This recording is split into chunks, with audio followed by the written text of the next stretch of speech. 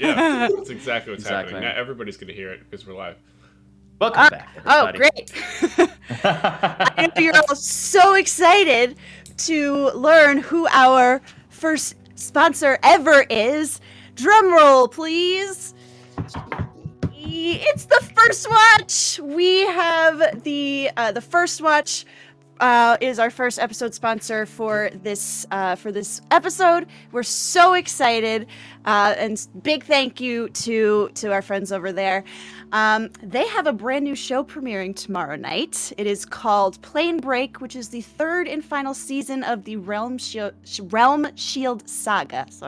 And that starts tomorrow night at, I believe it's 7 p.m. Pacific time. I shared the link on the Twitter account. You can go and set yourself a reminder so you don't miss it. And this story, I have some questions for you. Ever wonder how a half-orc, a tabaxi, a turtle, and a direwolf might be tasked with saving the world? If you had that oddly specific question, this is absolutely the show for you. A trio of monster hunters has been scattered across the continent and are racing against time to stop the planes of existence from being broken. Follow the epic conclusion by subscribing on their YouTube. Link is in chat. It will be it's in chat. Link is in chat. Subscribe to their YouTube as well as wherever you get their podcasts. And the episodes of Plane Break will air every Tuesday evening starting tomorrow night, January 25th. Be there. Premieres are the premieres. They're super fun. Sean and I have both done some projects with them and absolutely enjoyed collaborating. And I actually have something else coming up with them pretty soon. So go give them all your love and support because they absolutely deserve it. And thank you again for sponsoring us tonight. We love you. Thank you very much, Shannon. And thank you, The First Watch. You said it's at 7 p.m. Pacific time? Yep. Cool. What is that? 10 o'clock Eastern time? Yep. I think you meant to say specific time. Yeah, specific time. Yeah. It happens specifically, 9 p.m. specifically at 10. Yeah. We said so many different times there. 7 p.m. specific time. Anyway, let's play D&D. All right. Wait. You just said it. Do I have to play the intro again? Oh, yeah. Every single time I say, let's play D&D. Okay. You have to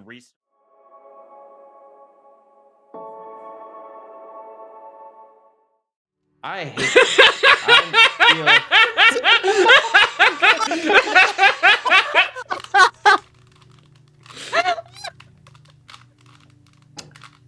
Let's play some D&D. Don't tempt me. I'll do it again. I know. I shall behave. Okay, folks. So, last we met, the Wayward Five arrived on the outskirts of Smoothhold and met with Wiswick's sister Fizri.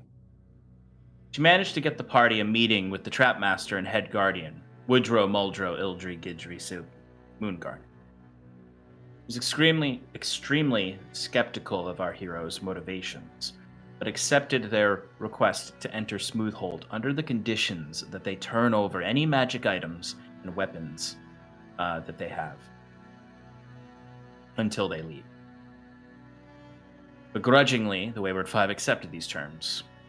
Not without trying to sneak a few things in, but ultimately they were only able to get one set of sending stones in. Woodrow charged Fizri with keeping the party out of trouble and making sure they stayed within the designated area they were permitted to enter. He then led the party on giant bats through the maze of tunnels, burrows, and mining shafts that make up the honeycombed warren of the Zvirfneblin. They saw gnomes riding skittering spiders, much to the dismay of Sarathil and his arachnophobia, Zvirfneblin herding vast blind lizards, and excavating ores and gemstones, until eventually they arrived at Wiswick's home neighborhood. Here, the Netherrock family met our heroes, beginning with a bereaved and angry father, Jacorb. He accused the Wayward Five of being the reason for Wiswick's death. He should have been here with his family, shouted. Huron shared what words he could for the good Wiswick brought to the surface. Ultimately, he could only embrace and comfort a grieving father. The family invited the party in to honor their fallen friend. Tension rose a bit when Uncle Oak, Wiswick's mentor, arrived. Jacob and many of the family disagreed with the stories of adventure he told to Wiswick. Believing without those, the young gnome would have stayed home, alive today. But this old gnome was allowed to say his respects and meet the party. He gifted Nuldo, Wiswick's golem, a fragment of an old arcane core to help bring new memories and knowledge to the elemental creature. He then invited the party to tea in his tower. Over said tea, they discussed all that befell them over the last year. The Pallid King, the Harbinger, Kinsley, the rest of the tale. Oak grew concerned some of the troubles of Smoothhold might be due to these nefarious actors. He agreed to help the party research these forces, particularly the pallid mask that Kieran possesses. He laughed off the warnings of temptation of such a relic. I am old and near my end, have no desire for such. He also agreed to teach Sarathil some neat spells. During this time, Kieran expressed his wish to meet with the Council of Smoothhold if possible. To begin telling them about what threats befall the material plane of existence. And he even began trying to listen for rumors regarding the bat cult of Abraxas. He only really found gossip. The next morning, our heroes attended the funeral for their lost friend. Within the mushroom forest, amongst other fallen heroes of Smoothhold, they laid Wiswick, Bilgrew, Farlight, Yellen, Jedry, the rock, a mage that could not gauge the rest. And this was where we left off. So, funeral has passed. You have your last day in Smoothhold, or you have to leave tomorrow morning. What would you like to do? Sean, quickly. Yes. Was there a feat that I needed to get Yes. for myself? Because I think I'm gonna pick regeneration as the high level spell. Okay. For now, I would say It's not something I could do. it's something you can do. But let's we could do that during the break. I'll say Okay. to get it all figured out so that it's formally in there. Okay. Okay. Okay, so it's fairly early in the day still. I'd say it's at least around noon at this time. Best you can tell, really. The Zvirfnevelin don't exactly go by those hours though.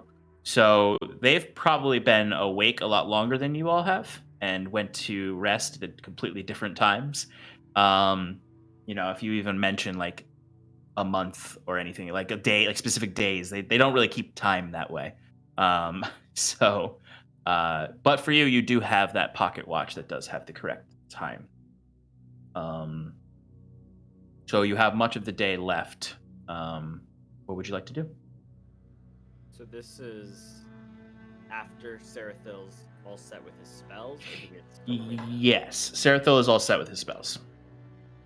So just to make it clear, Kieran would have made sure to take the scrying orb of Carcery off of Wiswick before letting him to rest, not touching anything else, and then giving his magic carpet off. I think at the end of the funeral, after as we're all leaving, Kieran would offer it to the family as either a gift to them or a additional tribute to Wiswick's body. Okay. Yes, you can definitely take the scrying orb from Wiswick. I imagine they they didn't bury him with all of his belongings. They kept some of it out of it, and it's kind of just with the family. So you can absolutely gift the magic carpet back to the family as something of one of Wiswick's belongings. Easily enough. Awesome. Okay. Oh, there you go. You sound much better now. Yes, it reset as always. Should I Okay. just go through my inventory list and we decide where things go? Because I have a few things in here that are like, I actually, I mean, if anyone wanted to, like, the family would not object if anyone took like mementos of Wiswick. You know, they probably going to keep his gold, Right. and spend any gems he had. They would be like, yes, these are ours. Right. These are the gems we will use to remember him by. But there are a few things that, you know, that you could look to take from him besides just the scrying orb. I don't know if Wiswick still had any of that hallucinogenic wine left. definitely did. I was keeping track. I got Figurine of Wondrous Power, Ring of Fire Resistance, notes for the Bones of the Earth spell and the Maximilian Armor spell, a book on God Drakes, some teleportation circle stuff, an ivory statue of myself that has gems in it. I think the average statue would definitely be at the top of the tomb, like Yes, kind of for melded sure. on there. Yeah, absolutely. And you were definitely buried in your professor suit, bow tie. Sweet. What about my magic socks? That's true. Does anyone want Wiswick's magic socks? My tuning fork of Actually, necromancy? you should probably one of those Wait, you socks is still have with. that? Of course I do. All right, yeah, I thought we had that in the bag of cursed holding. So yeah, so Kieran will make sure that any dangerous items of power. Yeah, I would say the tuning fork. Obviously the carcery orb, but Yeah. everything else, honestly, unless someone. So like the sock. The thing I would remember about the sock is the other one is with Raphael in Vermelsia. So if you wanted to be able to send things to Raphael like Wiswick did. I don't know if Kieran would be that cognizant of the sock or especially like that ivory figure. I don't remember. I don't remember when we got that, so I don't think Kieran would be aware that that's even. Yeah, it's a spell component for a contingency. But I also have a wand of flowers, which is just for making Reyna's. flowers. Yeah. I imagine the children are running around with that right now. Yeah, I think for the most part, unless anyone had other things they would take, we would have distributed the magic items to the family, being like, we're not really sure what these items are, but Wiswick kept them, and with them you can get up to all manner of mischief. Yeah, you would see as they're like going through his belongings, or you're going through the belongings with them. Tuning fork, carcery orb, probably Reyna's journal. Also, you probably want to take since it is cursed and did almost get him to accidentally pass a spell that would summon monsters. Okay, yeah. At one point. All right. Any quest items? Yes, Anything yes. There we labeled go. with quest items we take. Anything that you can't junk sell. Yes.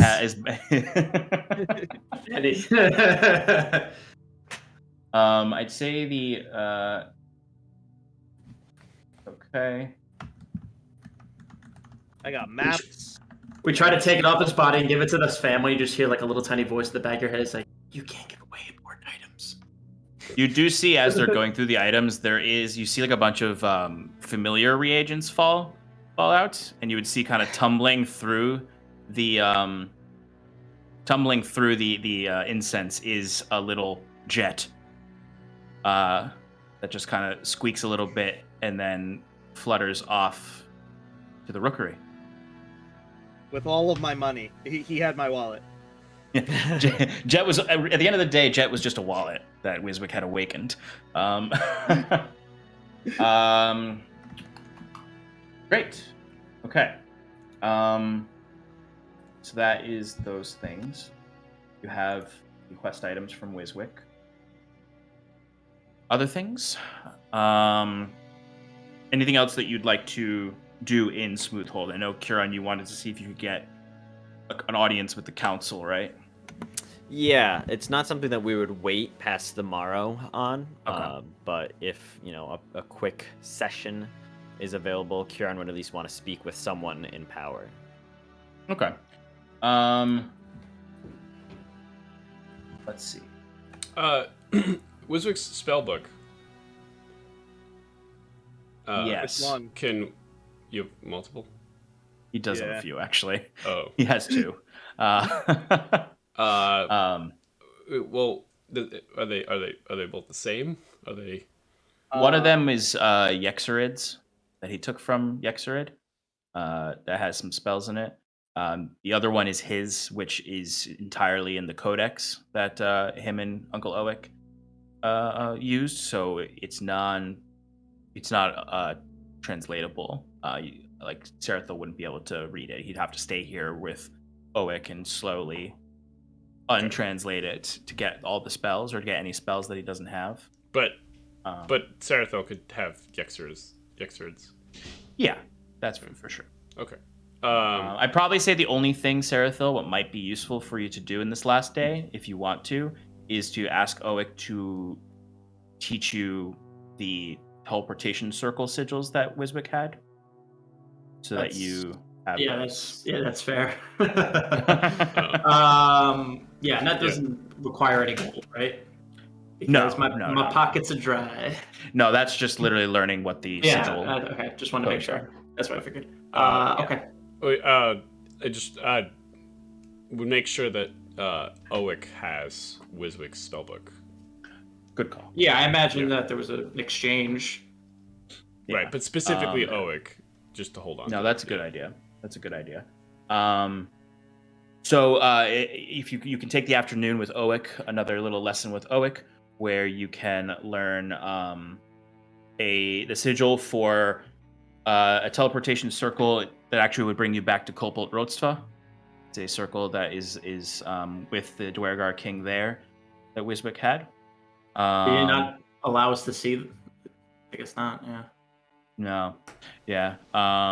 The other thing is one for Calra's estate in Caerdolan, capital of the Quintarchy.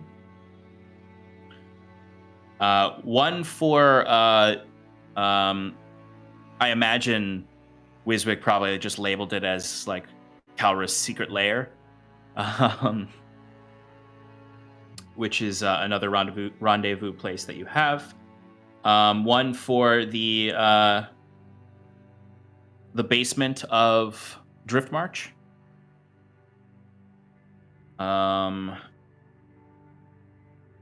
Any others, Wiswick? Because he already knows the Wayward House one. Yeah, okay. We already Copalt Roaster was the first thing you said, right? Yeah. Yeah, it should just be those three and the Wayward House, 4 total. Okay. Wait, hold on. Driftmarch and Bracklin Glen. I have the Oh yes, the tower in Bracklin Glen. That's right. Yeah. Okay. All right. So you have those now. So you can now bring the party all over the place. Perfect.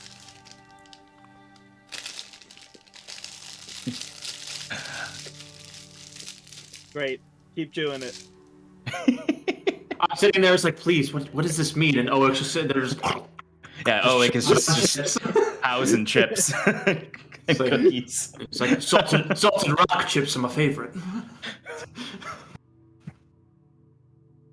It was from the local Girl Scouts of Swift. Whoa. Troop number The Gnome Scouts. Yeah. the Gnome Scouts. Yeah. Scouts, of course. Yep. They get them mining the gems young. Oh, come on, So- don't flex on us now. Oh, okay, never mind. I thought they were Girl Scouts. I thought they were going. Yeah. But there's Take their seconds. it's a lot of. Oh my god, that's a lot of cookies. Jesus Christ. Jesus Christ, Clayton. God. Oh, he just got a whole shipping container of them. All right. So that would take up Sarathil's afternoon. Kieran, you could definitely talk to Fizri, who would then try to talk to someone to see if you can get an audience, maybe not with the whole council, but with a few of them, just so that you can give them the warnings that you want to. How many? Just to make sure that I didn't miss anything. How many hours have we been here since we entered? Since you've entered Smoothhold specifically? Yes. Probably like 36 hours or so. Well, Scarlet doesn't have her mind blank. Uh-oh. Oh, that's right, because Shit. item. the diadem is with that. Excellent point. Oh my god. That's right. Shit! Sorry. No, good memory. Pun not intended. Okay. All Damn right. it. There were deeper consequences to me taking your magic items than I thought. Yeah. I mean, that's what I intended as a DM doing mistakes of this encounter. Okay. All right. So, with that in mind, I'll say we've reached the point where this becomes dangerous after Wiswick's funeral. And we're in the afternoon when you're learning your sigils. Scarlet, when everyone's kind of coming to ease after, and you're with the family, maybe you go back to Owick's tower, you start to feel the effects wearing off of the mind blank. I mean, you know exactly what it feels like when this happens. It's happened to you a few times now. Yep. You feel that immediate sense of dread drop down in your stomach. You feel like there are eyes on all the walls. You're not seeing this, you're not hallucinating, but it feels yeah. everything has eyes. Yeah. You begin to sweat a little bit. Instead of suffering in silence, I want to go find Huron and Timber and Sarathil. I want to tell everybody that it's happening. So I'll just I'll go find somebody, and I don't know who the first one I would find would be, but You'd probably find, I'd say, Timber or Huron first. all right. I'm clipping my Huron, I toenails. imagine, Timber's clipping his toenails. Huron is probably, I imagine, finishing up with Fizri, and she's running off to try and get an audience with the council. right. Sarathil is working with Uncle Owick right now. All right, I'll go find Timber. Timber, the mind blank, it's wearing off. Oh. I can feel her again. Oh, okay. Shit. I know, that's my feelings exactly. I take out my sending stone. I'd be like, all right, they have the other stone. Shit, Kiran!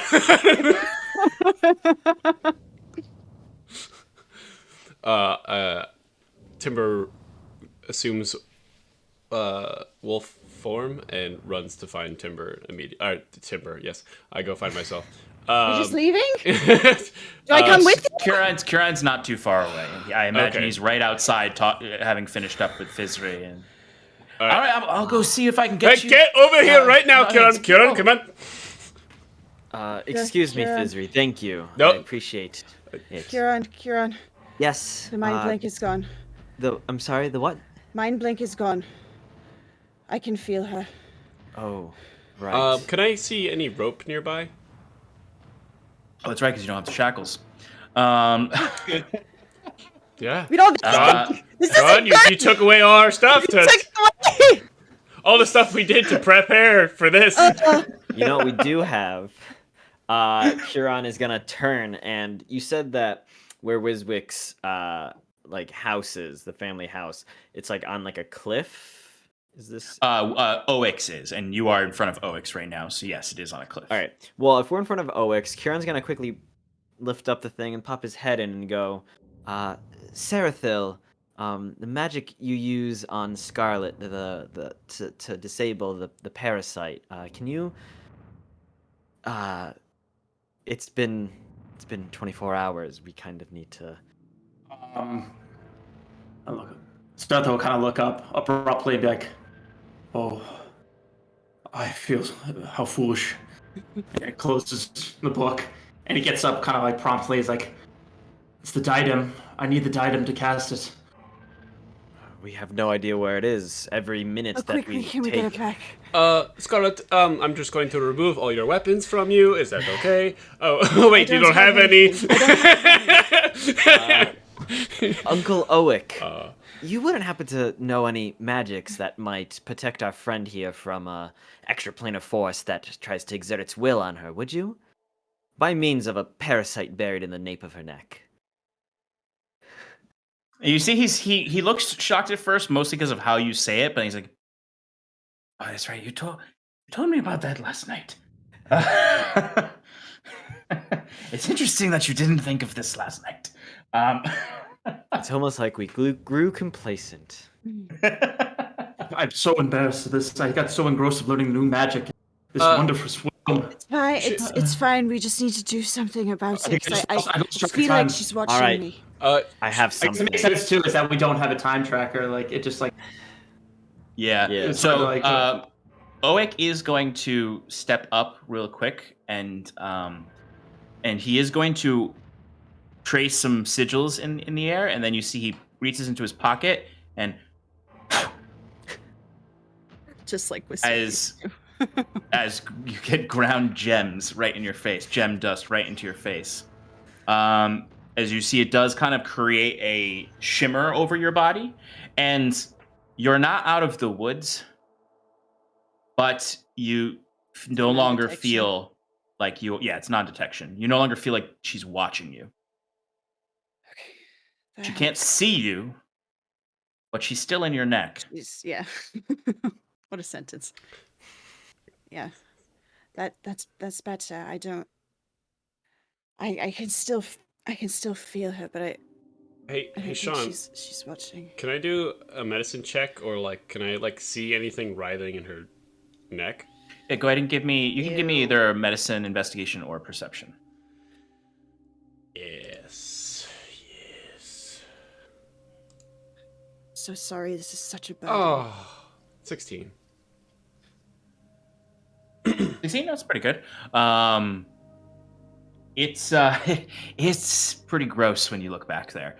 The back of her neck is completely bruised. Like just the fact that maybe you don't know the exact down to the second time that this happened, but you know that this thing must have been Scarlet. You must have started to feel your neck aching before the mental duress came in. Because Timber, it looks like all the blood vessels are burst on her neck, and you can see something just sort of slowly wriggling just underneath the skin, and it looks kind of like something trying to move around, trying to wrap itself around things. It's normally dormant because of the mind blank, and it doesn't move at all. It's basically paralyzed, stunned, whatever the creature is when the mind blank is on. But right now, it's wriggling. I can feel all of that. How bad is it? It's not bad at all. It's actually looks pretty good. No, it's really it's gross. You got some broken blood vessels, and I can see something writhing back there. You see that, Yeah, Kiran? that would You see be that? the I know parasite. your passive perception. You just know when you walk in the room. But Yes, I see. well, if that's all that we could do for us, I think it's best for us to just start going back to the front so we recover the items that we have. I'm sorry, this is such a burden. I know there was other things that you wanted to do before we left. Kieran, did you get to talk to who you wanted to talk to? unless we can get Owick to pull some strings and get our items for us. Maybe. Owick, is it maybe just a couple of items? It's maybe just half of us go, and Kieran finishes business. But I can't do anything without my diadem. I have a plan to keep her at least safe, and not able to harm anyone else. And Kieran will take out his moonstone and goes, "If you give me 10 minutes, I'll create a safe spot for you." And he goes outside of the hut onto the cliff's edge and starts to cast Temple of the Gods. Okay. You see Owick does kind of like breathe a sigh of relief at not having to go talk to the council, and he looks to you, Sarathil, and says, "The council doesn't really like me." I got that feeling, to be honest. So, don't want to put you in a spot like that. So the Temple of the Gods, So it has a feature that blocks. Well, so it blocks any divination magic, or it can't be targeted by divination spells. I can also choose to like block out a certain type of creature. And while aberrations aren't on there, because of course they aren't, I guess we'll go with. I was gonna say elementals, but then Scarlet couldn't go in. Kieran, I think because of the nature of this campaign, I think I'm gonna let you block out aberrations. Fantastic. Pretty much, if you're playing in a game with me, a list that doesn't have aberrations on it has aberrations on it because they're my favorite enemy. Is that verbatim? Is that the new homebrew rule for this spell? For and this, I changed my favorite enemies, Sean. Because I mean, like, there's a lot. Like, there's protection from good and evil. I think it is that doesn't include aberrations, but then detect good and evil does include aberrations. That was always one of the things. You know, we're not going to get into that right now. What we will get into is Kieran. We will get into that at some point. Yes, we've touched on it before, but Kieran will cast Temple of the Gods to create the similar. While you're doing that, Scarlet, I do need a Wisdom saving throw from you.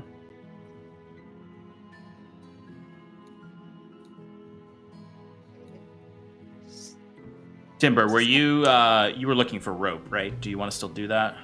Yeah. I'd like to. Owick would definitely have like some rope around and some bindings around things from his adventures. They're very old, so it is kind of not the best rope. Taure, you could be here if you want. You could be anywhere you want. I know last we talked, you were looking for mushrooms and buying mushroom hula girls. Scarlet, don't take this. Taure is just realizing that his friends are, doing something. Because he saw that Fizri was concerned outside, like she was left alone, and he was just flying above her at some point and was just like, maybe I should go check things out. And I'm just like looking for him. Nobody tells me anything. Scarlet, don't take this personally. I'm just going to, until Kieran's done, we're just going to play it safe for now. Is that okay? That's fine. And I'll like tie her hands down or tie her hands together and then tie part of her body to like a pole. Sure. But like not like a nice knot so that I can like easily undo it. But it's really it's tight, but it's not it's only a little bit uncomfortable. Yeah. It's just enough discomfort. The right amount of discomfort. I got a 17 for the wisdom save. Nice. Okay. So you do start to feel that she is trying to exert control over you. Mm-hmm. But you are currently resisting it. And Timber, as you're tying her wrist, she may be nodding to you to accept this, but Scarlet's starting to look very feverish. You can clearly see she's sweating and warm. You can actually see her skin cracking in some places and some of the magma of her erupted flesh coming out as she's struggling to keep control of herself. Can I do something, Sean? Sure. Is it possible for me to... You love homebrewing stuff, so... of course I do. I just want to keep an eye on the worm in the back, so I just kind of like want to be behind her, and I'll have like, you know, a couple of hands on her shoulders just to like kind of keep her calm a little bit. And what is the worm doing? Is it going crazy as like she's, or even more? Yeah, so riling? it actually kind of looks like it's getting bigger while she's struggling. Like it's not going faster at all. It does have quick jerky movements where it might like kind of like if you've ever seen like if you've ever gone fishing and you're putting the worm on the hook and the movements of the worm and the way it kind of pulls itself together and then loosens. It's basically looks like that, but it's a mound under her skin. Okay. And here's another. I can feel it. I can feel it, Timber. This is gonna sound. I hate this. Can I pump a few key points into her, and that will give her like, you know, like +2 to her wisdom saves for each key point I use. Give me an attack roll. You got it. And we'll see. If Yo, this works. stunning strike. Stunning strike on the worm. When did was it a way of mercy monk? Yeah. It's just a back rub, you know. This might hurt, Scarlet. Ooh, I'm sorry, Scarlet. Timber becomes a chiropractor overnight. What did you roll? Well, I mean, Owick has a lot of books, and I never told you what I was doing with my time. So, I rolled a 14. My AC is a 20. Well, it's not against your AC. Okay, all right. No. But it still does not get through because it's not. I imagine it. I'm not actually imagining you like.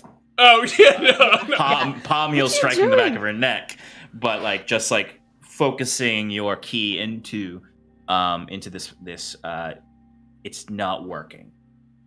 It doesn't mean you can't keep trying to do it, but what this round of it is not working. Okay. I would allow you to do it one more time. Scarlet, you are going to have to do a wisdom saving throw afterwards, whether you get the +2, we'll say, or not. Will depend on 29. Okay. Talrad, say you walk in at this point. Yeah, I was gonna stop him before, but okay. 29's fine. I'm just like, oh, what's going on?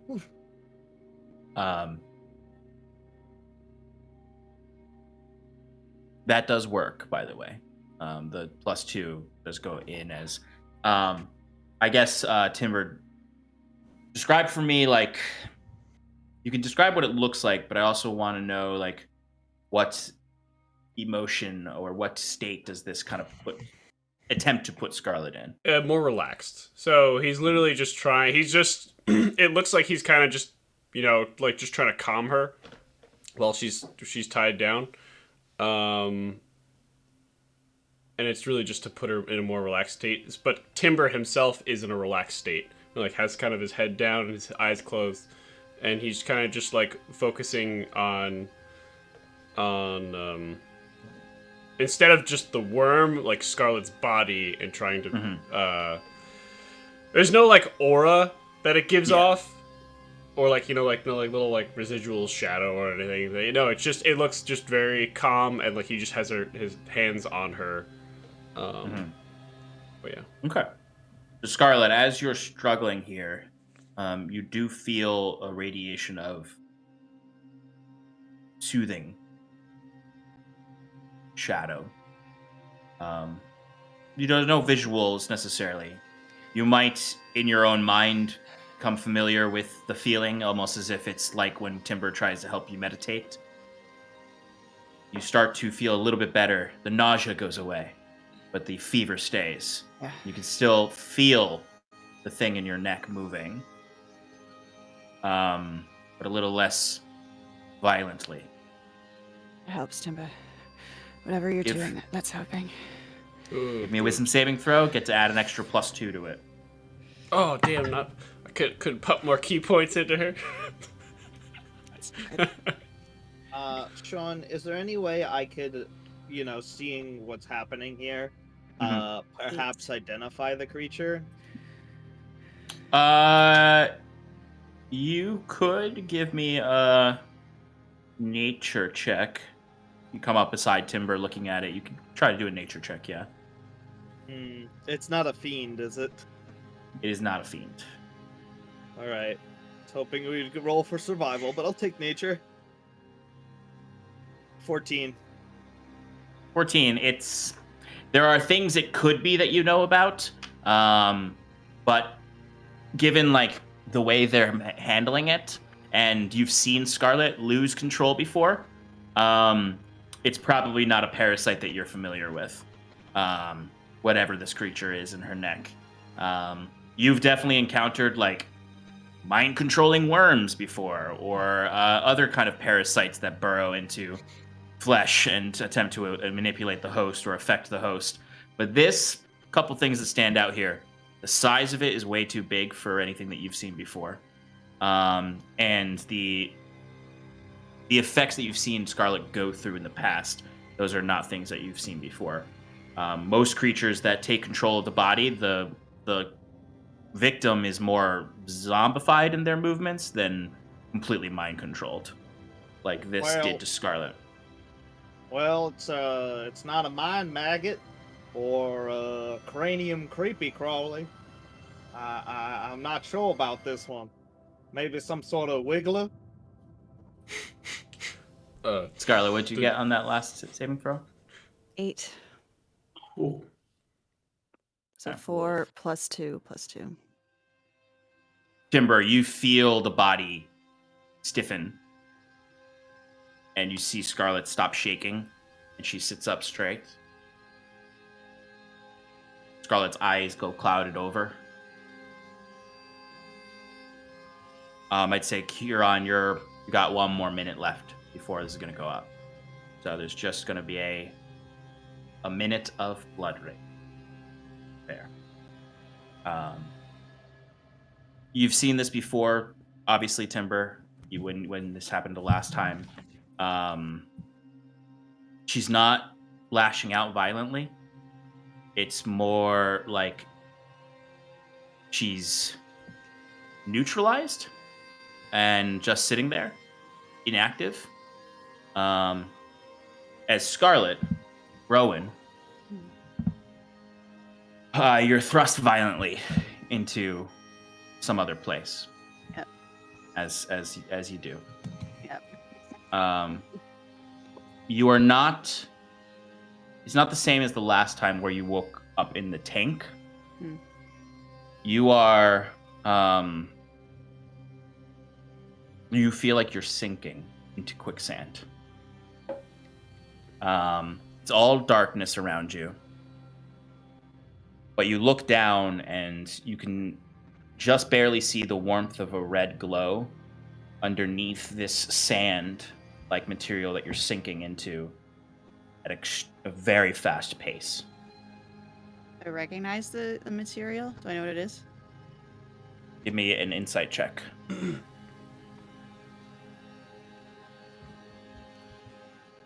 you get that rope yet? It's on my back outside. I'm yelling towards. Yeah. Oh, she's tied up. She's not. I look over at Talray and it's like, should we be quiet? Scarlet? Oh, beats me. Yeah, she's Hello? not reacting. Are you there? I used thaumaturgy to say very loudly, Scarlet, are you there? And I mage hand his mouth. After. But even as you yell though, like loud stimuli, you do see kind of like quick little like head movements, but no general reaction. I had a 12 insight. Okay. Timber's gonna look over at Talray. Go tell Kieran. Don't be loud. Are we in danger? Is something going on here? Yes. Just be calm. So you see Talray is calmly backing up, but you also see that his claws start getting sharper, and Mundi just appears out of nowhere and is currently like standing next to him. Scarlet, in the vision, you feel yourself sinking into this with the 12 insight. This is the closest memory you have of this is the membrane that you're sinking into. Yeah. As you're sinking, the voice force penetrates your mind. As you're sinking, you can feel it constricting you, almost like your breath is getting shorter. You're just sort of like that quick, like as if you were being squeezed. It's sort of like yeah.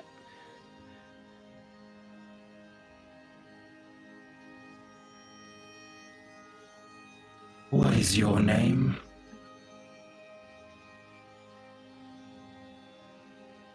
My name is Blood Raven. Who are you? I am Blood Raven.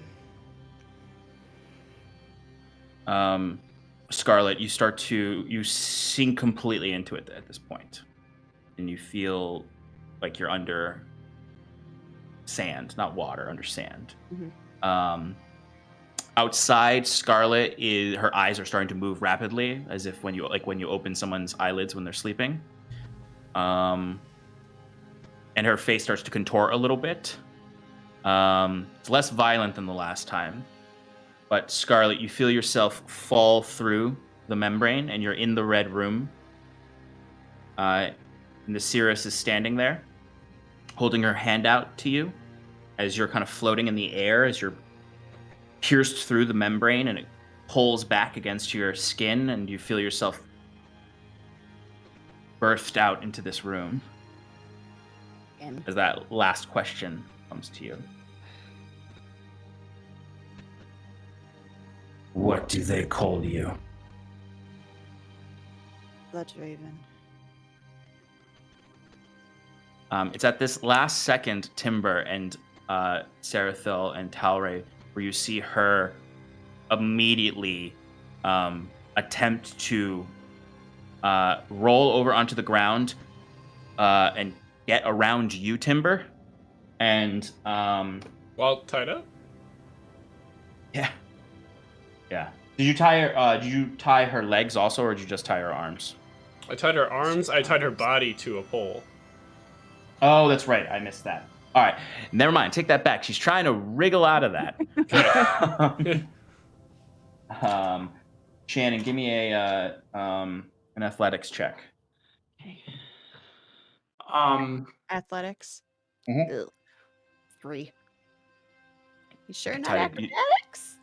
No, because you're better. strengthening. You're trying to get out Yeah, of That's these. a good thing. Yeah, Shannon. Yeah, that's true. That's true. gee, is it fun to be evil? But as she's kind of violently thrashing, her face doesn't really contort anymore at this point. It stays very still. She's just trying to basically break out of the ropes. But it's at this moment that the Temple of the Gods goes off. Once it's up, Kieran immediately goes back into the hut and goes, "All right, I've got." We've lost her. We've lost her.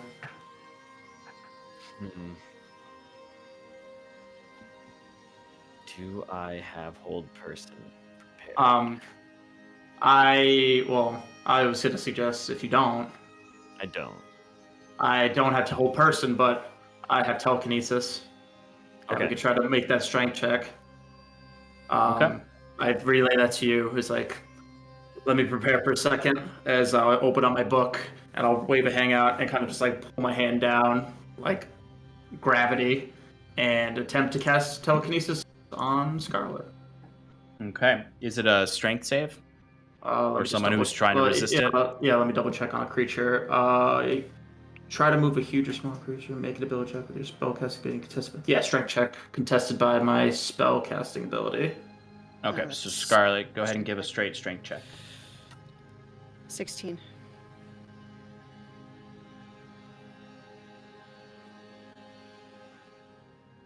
So, Sarathil, do you do a like a spell attack roll?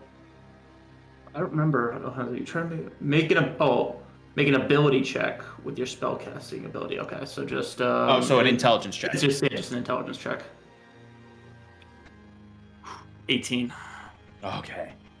So just enough to, as Scarlet or Blood, you all see Bloodraven. She's thrashing, and then suddenly it's just sort of like as if a fist came and wrapped around her. She's just, and those clouded over eyes are now just staring at Sarathil.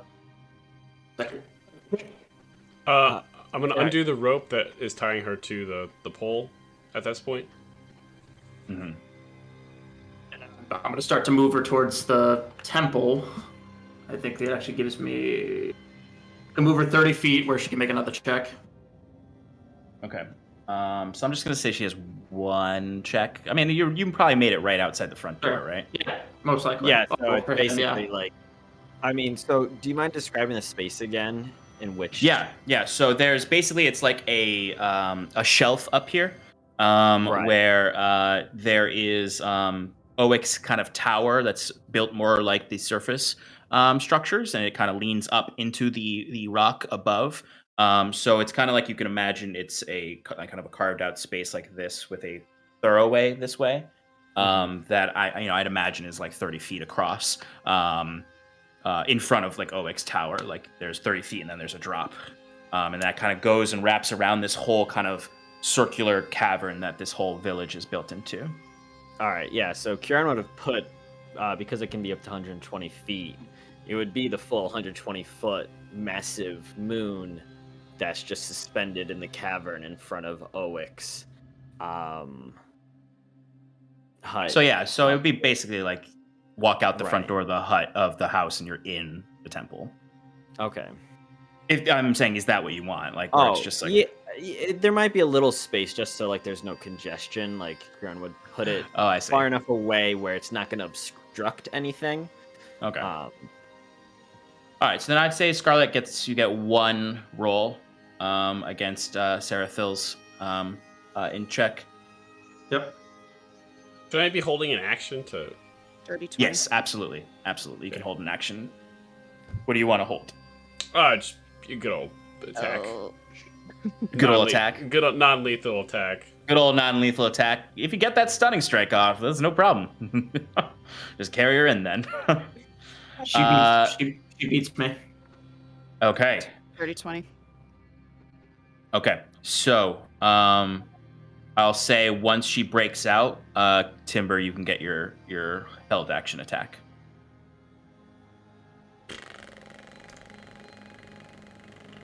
Ooh, first one misses. Wait, do I have advantage? She's tied up. She's not. Your hold action is. I thought you took the ropes off of it. No, did you leave the ones on her hands? On her hands, yeah. But I'm dexterous. I'm gonna say no advantage on that. Okay, all right. Well, one of them hits. Okay. Yeah. So go ahead and roll damage, and then Scarlet, give Timber a. Is it wisdom save? Yeah, I think it's con. Con save. Yeah. Oh, okay. Okay, 15. Fail. Okay. So you're immediately stunned. So the thing is, like Timber, you even see like as you're getting ready to go for the strike to stun Scarlet, you can see like she's staring at Sarathil, and like if you didn't do something, she was gonna absolutely rush up and like try to strangle Sarathil with his ropes, basically. You can see like in that brief moment where she's free, you can see her wrapping her hands up to get a tight grip on the rope around her wrists. But you smack her on the back of the neck. You do actually do a palm heel strike to the back of her neck, and she She immediately goes stunned and kind of falls forward into you, and you can carry her. Sarathil, no. No, at this point, Timber's too weak. You can't carry anybody. That's true. I mean, I still have telekinesis up, so I imagine like I'm holding it, but then like it breaks, like I fall back, and he hits her with a strike, and then with her stunned, I'll like lift her. Perfect. Move her into the. So, Scarlet, as soon as you are in the Temple of the Gods, you feel like intense burning on the back of your neck. Mm-hmm. And you witness everything in a disembodied way as it's happening. Like you are watching yourself do things, feeling the emotions, but also having your internal narrative of your own mind watching this. And you are stunned and you feel yourself being lifted and pulled, and you can't do anything. And then suddenly there's intense burning pain on your neck as you start to see the dim glow of the twilight moon as you're entering into the temple. It's extraordinarily painful in these moments as the worm in your neck is trying to wiggle a last bit of its energy into you to try to control. You can actually feel, this is what you particularly feel. There's a moment where you can feel the worm biting down and claws scratching, and for a second you think you're going to die, like that it's going to kill you. And you hear the kind of Seeress's mind for a moment as you get the sensation that she's holding back, but that she almost did it. She almost decided to just end you right there. But suddenly that feeling of an intense, sharp pain immediately dulling away comes over you. There's just the thrumming ghost of that pain through your body and the exhaustion. But you are cured of this for now while you're in here. And the danger has been averted. Am I myself, or am I still like? No, you are Scarlet again. You are Rowan again. All right. I'm gonna keep her held until I can see her pupils again. Essentially. Yeah, I'm ready to palm strike her again if she needs it. Yeah, when I felt the like it biting, I imagine I would just kind of like sharp inhale, and then I just look back out at you. Thank you. Are you back? No. She's trying really hard. She almost ended it. She almost ended it. I'll release her slowly down, so I can see that she's very upset. Sit down, Scarlet. Take a rest. I hate this. I hate it so much. It's all right. It's I'll take not. the fight to her eventually. I apologize that we couldn't move on this sooner, and that we all had a lapse of judgment. It's not your fault. It's not your fault at all. I got myself into this by joining it in the first place. You couldn't have known what it would entail. Doesn't matter. It's happening now. I'm sorry. It's such a inconvenience, a burden. I hate it. And I'm sorry of my burden of trying to save the realms. You know, we all come with our own baggage. It's not who we are and how we define ourselves, but it's how we can make ourselves better.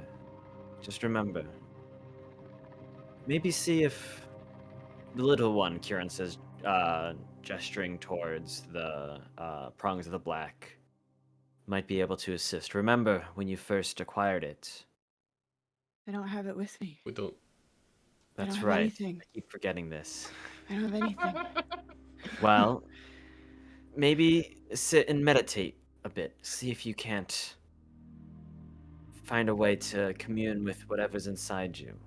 It may be a part of her. I'll sit with you, Scarlet. Walking up to Kira while he goes in. How long does that stay up for? We have a full day with it. I think. And how do we get her Out of here? Hopefully, Fizri will get me in contact with some of the council, and from there we can request our items brought to us. I'll explain in brief the situation. I'm sure they'll see reason.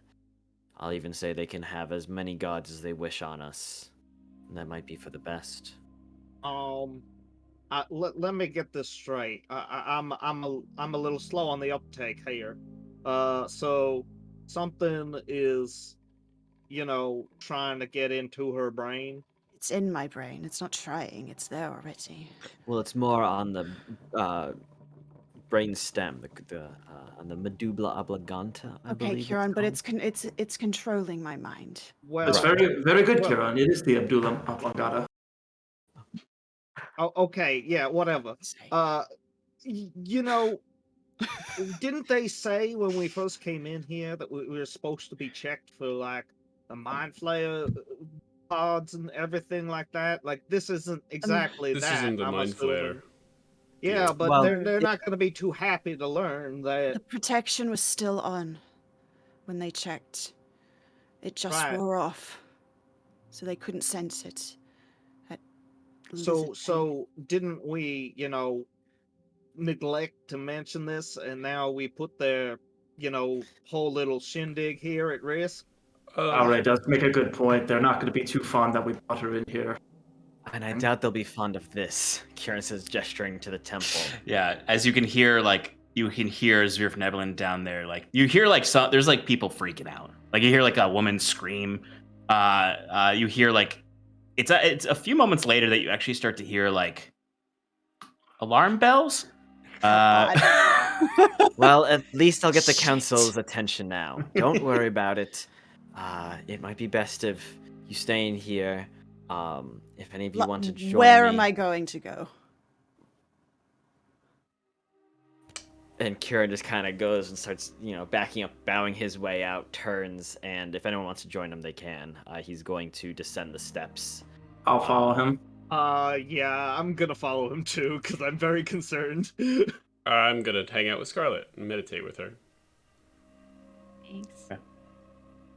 As you come down the steps, you can see rushing up the pathway that leads up to this cliff is a whole bunch of Zvirfneblin. And they look like the guardians that you saw in the front, not just happy-go-lucky Zvirfneblin. You do see... or mounted guards. There's a few mounted guards. Son of a bitch. Just for you. Just for you. The group of this sort of unit of Zvirfneblin in the front, there are 3 Zvirfneblin on Spiderback. They come rushing forward. As they do, you see Uncle Oick kind of like is going to head them off. And just sort of wandering out there with his cane, and you see they kind of like ride up and they like stop just in front of Uncle Oick, where like the spider is kind of like the little mandibles of the spider kind of go out and touch his face a little bit, and he just smiles. As soon as I saw the spiders, like he stopped dead in his ahead of him. I'm probably like a couple of feet back. Yeah, definitely. Be careful how far back you move your chair, Mike, because we can't hear you sometimes when you get leaned too far back. But No. No. But anyway, you see then Oick kind of just gives a little pat on the head of this spider, and this Zvirfneblin kind of shouts down to him. And I imagine this is as you two now, since Sarathil stopped in his tracks, are walking up behind him. Right. Yep. And this is like, Oick, what is this? Is this more of your bullshit? Kieran walks up to head him off and goes, excuse me, honored friends. I apologize. We had a situation arise with one of our party members. Even down here, the Light of Illuvania was able to bless us with a solution, and I apologize I didn't give you more forewarning. But it became necessary to... The important part is everyone's safe. Nothing's going wrong. We're here to help. You just, whatever questions you have, we'll be happy to answer them. Exactly. This doesn't need to go to violence. Kieran, give a persuasion check with advantage with Talray's help. Can Talray do it? I think you both don't have great persuasion. -1? Yeah, I also have -1. Hell yeah. We're greatly organized party. I should have been the one to get talking, but I can't. Yeah. That's gonna be a 13 from us. Okay. All right. So you see this guard looks back and forth between Kieran and Talray, occasionally looking over your sides to Sarathil there, who I imagine is just like perfectly still. And he looks to Oek and says, "The Trap Master is gonna hear about this. And if you could tell the other council members, they can all come in. I'll discuss the whole thing to them all." Maybe just the Trap Master. We don't need to get on everyone's bad side. I'd rather just talk to them now, and then we can just get on out of here. Or we Well, could don't just you leave hear? and not get in trouble. Don't you hear the way they're whispering to each other? They're harmless. Fools. Well, Desperate surfacers who don't know what they're doing, who stumbled into an accident. Yeah, honestly, this is on you guys for letting us in the first place. You should have predicted something like You that. shut your mouth. Oh. And you see, he snaps his fingers, and the group of guards now come and surround the three of you. No one is moving till the Trap Master gets here. That's perfectly fine. I was waiting to meet with him anyways. I'm on board there. Just don't need to come any closer. Don't need to come any closer. I'm moving. There's definitely one of those spider-mounted Zero Devlin got closer to you. No, I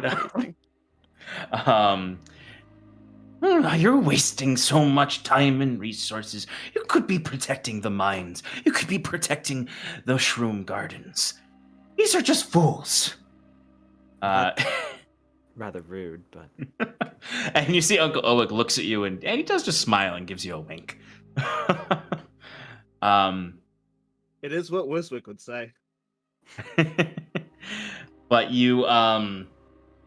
you're waiting for a little while as they sent a courier after the Trap Master. But very shortly later, you would see Woodrow kind of speed walking up this little hill, this little cliffside that leads up, and you can see Fizri chasing after him, and they seem to be kind of arguing a little bit. And he comes up, and he's just sort of shaking his head as he comes forward. And you see he's just kind of like holding his several different utility belts, and in his jumpsuit, and he just sort of walks through the crowd of Zero Devlin and says, Well. Hello, Trap Master. How are you doing today? Couldn't even make it 2 days. Well, if I'm being honest, your briefing us of our magical items is what kind of caused this issue in the first place. What is the issue? I see a giant moon in our cave. Temple to my goddess Illuvania. Have you heard the good word? I allowed you to have your holy relic in here. Mm-hmm. I didn't know you were going to build a temple. It's going to disappear within 24 hours. I was not going to build it. It was simply in case something went wrong, which it did, so it's good that I had it, because I saved you a much bigger headache than you would have had if I didn't have this and hadn't made the temple. You see for a second, he like got lost in your description, and he's trying to hide that he got a little lost in the circular language. And he goes,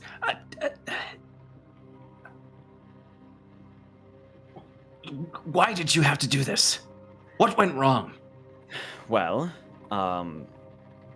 one of our party members is afflicted, and this affliction we usually keep safe with one of the magic items we have. It allows us to quell it, to keep it safe.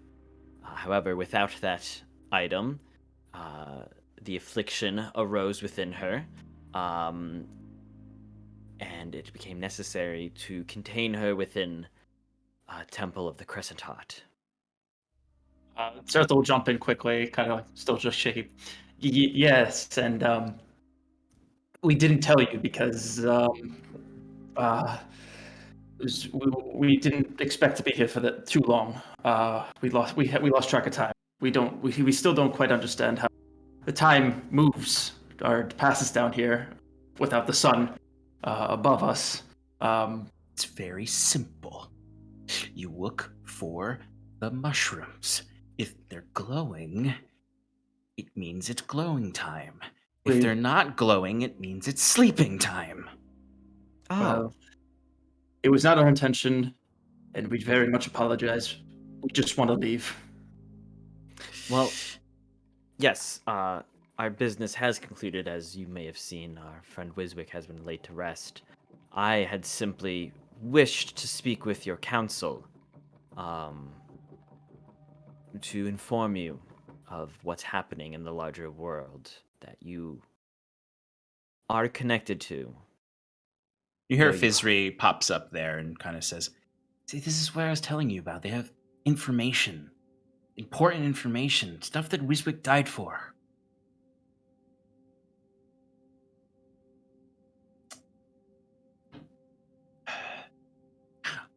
I will get the council together to see you. You are leaving immediately afterwards. Of course. We clearly realize we've overstayed our welcome, and we will leave on your word. Oh. And if we could have just one or two of those magic items back, we can leave.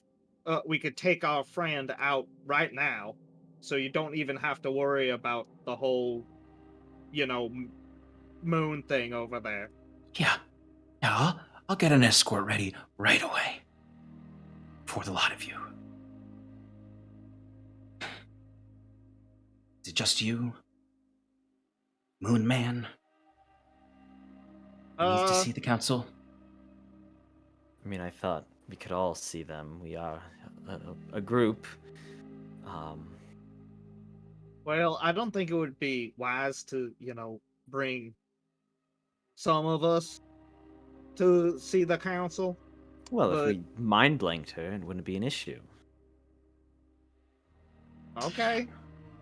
Fair enough. Isri, go and get the council members. They're no longer under your watch. They're under my watch now. Probably should have done that from the beginning. Well, I'm trusted. I shouldn't have. Right. And Isra runs off, and under his supervision, he will retrieve the items for you so that you can find blank Scarlet. So you will get your diadem back. It's the only thing that he is going to allow you to have, and it's only for this moment to do what you need to do. And he requests it all back to then be held by him until he sees you leave the territory. But he's going to stay with you, so if you do need an item, you can ask him for it. Fair enough. So with that then, I will adorn the diadem, walk into the temple, and see Scarlet there. Let me help you.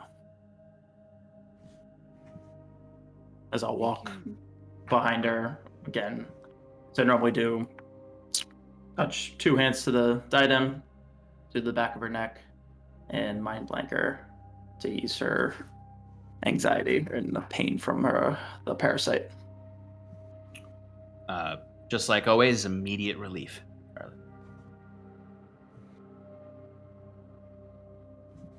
It's better. Thank you, Sarathil. I should. Don't thank me. I'm embarrassed to say I got caught up in my own studies. I should have remembered. I should have remembered. We shouldn't even need it in the first place, but thank you. That's so much better. As I'll turn back and I imagine Trapmaster's just staring at us. What he's actually doing is you notice that he's taken him a long time to actually enter the temple because he's real skeptical of these stairs Kieran made. He's just kind of at the entrance and just use your faith. Climb up, little one. If you look and you see he's on one step and he's fully on it with his feet and he's looking and he's just like, don't like you. And then he runs up really fast. And then he gets in and he sees you too, and he's just sort of like, well, I very much like you. So. And you see he just kind of has the different things he has on him. He kind of pulls this little silver cylinder out, and he taps the button at the top, and it expands out into a quarterstaff. Well, a Svirfneblin quarterstaff, so a rod for an eighth staff. An eighth staff, yeah. And now he's just kind of walking around the place, and you see he's just sort of tapping the wall with it, just trying to see what it's made out of, basically. And he's just like, all right, this is pretty impressive, I suppose. All right, your friend, he's better, right? Yes, I was able to cast a spell to ease her pain as I take off the diadem and present it back to him. We no longer need this for now until tomorrow. And once we leave, obviously you won't dispel it now, but the moon can be taken away as well. Yeah, for sure. All right, let's go meet up with Fizri. This way. And he begins to lead you away. You walk. He walks you down to the lower area where Wiswick's family home is, and he leads you a ways away from there towards another one of these larger gates that he first brought you in through, where he used the special key for. And you see he pulls out of a secret compartment in his. You actually see him kind of look back at you all and then kind of do a little huddle away, like someone putting their ATM pin in. And then suddenly the doors open up. And he walks you into a very dark tunnel. Those of you with dark vision would see a very, very faint light glittering across the walls of this tunnel. Kind of the light is so faint because it's not light that you can normally see in the spectrum of your typical eyes, but dark vision can see it. And it's kind of this tunnel is only accessible by people with dark vision. Even if you tried to open up a torch or something, it's so dark in here that the light wouldn't even go that far beyond. You would actually notice, Kieran, if your moonstone is out, its light is almost feels like it's strangled into just the immediate vicinity around the stone. There's a police siren as well. He starts to lead you down this tunnel, and it feels like you're walking for so long. So long. And then for a moment, you keep walking, and you suddenly, for some reason, you feel like you're walking backwards. And then suddenly you feel like you're walking on the ceiling. You get this like weird sinking feeling in your stomach, like as if you're upside down. And then it almost feels like you're in one of those fun house tunnels where it's just turning around over and over again. And then eventually you see a light in the distance, like a door. And as you walk closer and closer to it, it doesn't get bigger. And as you get up to the door, you look, and it's suddenly the exact size that you saw on like the horizon, except now it's just a tiny door down beneath you. And you see he literally just puts his hand on it and pulls up, and suddenly the door shifts to Zvirfneblin size. And then he kind of looks at it, and he's about to walk through it, and then he looks back and he goes, oh, all right. And he pushes it up, and it opens to a greater height for you all to walk through. It's just this blinding light, though. And as you step through it, if everyone steps through it, it feels like an illusion falls away around you. I'm imagining a Looney Tunes with like. That's a good comparison. It is like when the Looney Tunes like stretch a door open or open the thing in the beginning. Like one person goes through a tunnel and then like it's a painting for everybody else. Exactly, yeah. And suddenly you're in a very nice circular chamber with pillars in the circle around a central kind of descended area. The whole place is very dimly lit by these cultivated mushroom lanterns. And you can see there are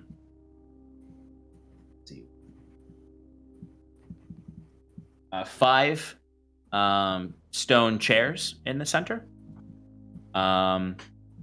This place looks really like it's not as beautiful as the rest of Smoothhold and well decorated.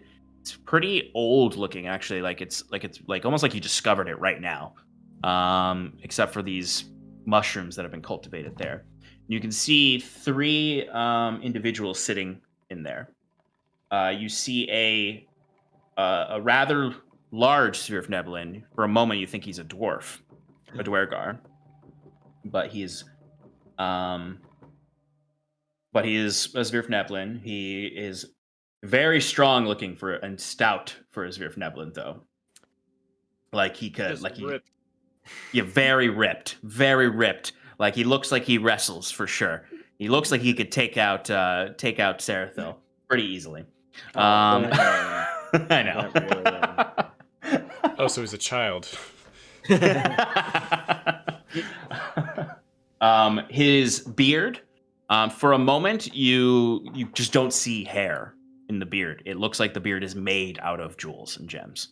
The beard is so decorated, and the mustache is so decorated that it just looks like he has a fully jeweled beard. But you can start to see some gray strands in a bright ginger beard there, as he's wearing a kind of like a miner's helmet, except it is itself also covered in gems. Very gaudy compared to some of the other jewelry you've seen down here. But he is sitting in the middle of the five chairs, the middle seat. Beside him, you would see a female dwergar, or not dwergar, Zvirfneblin, who is a bit more well put together compared to this man. She has jewels all over her as well, except they are much more beautifully organized. She has some very light leather armor on. She has what looks like a dagger to you, but probably a sword to her on her waist. You would also see a rather rotund Zvirfneblin woman in a in a maroon robe that also has around the collar of the hood and on the sleeves, you would see there are long strands of jewels, like beaded curtains almost, except adorning the clothes. She is very old looking. She's probably in her 50s, with really sagging, wrinkled skin, drooping eyes. You can kind of just barely see the amber pupils underneath, and this really stringy white hair. In her lap is a it's a pig. It's a it's a rather equally rotund pig that is in her lap, that is equally as wrinkly and droopy, and so droopy that it's like eyelids. You can't see its eyes. Its face is so scrunched and wrinkled that you can't see its eyes at all. And it is it's got black and brown and white kind of short hair and spots all over it. And it's very happy as she's feeding it snacks. But these are the only 3 here, and then Woodrow also. There's 1 missing, but these 3 are here. As you would see, Woodrow kind of steps up and says, Diamond Duke, Big Boss, Seer, these are the troublemakers.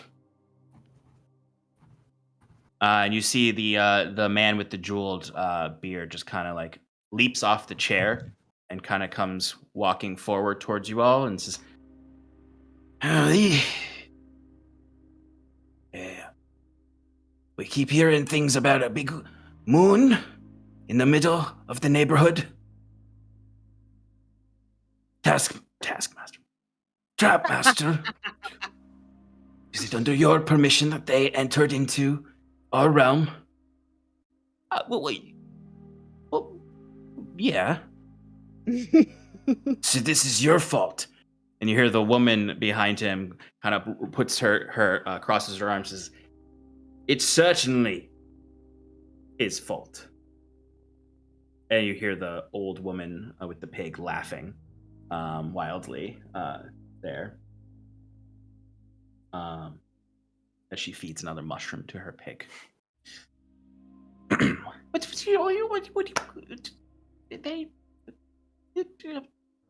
And you see that. Go ahead.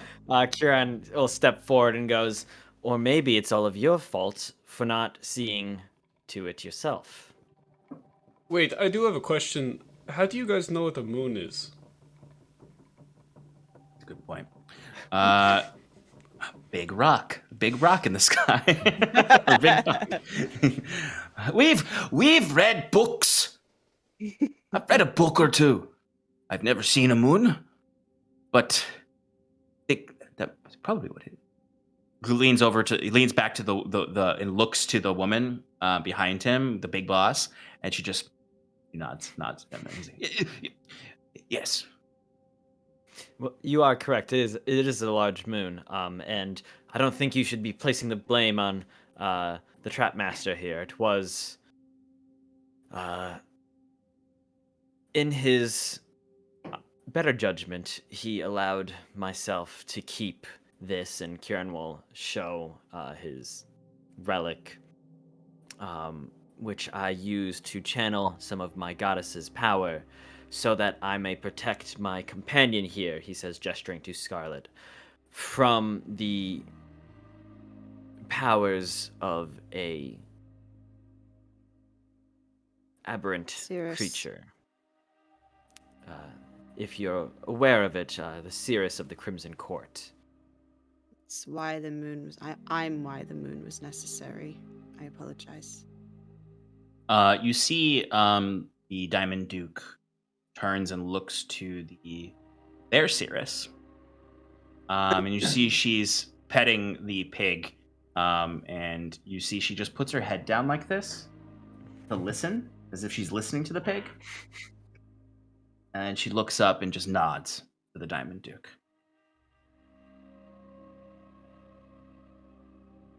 We appreciate your honesty.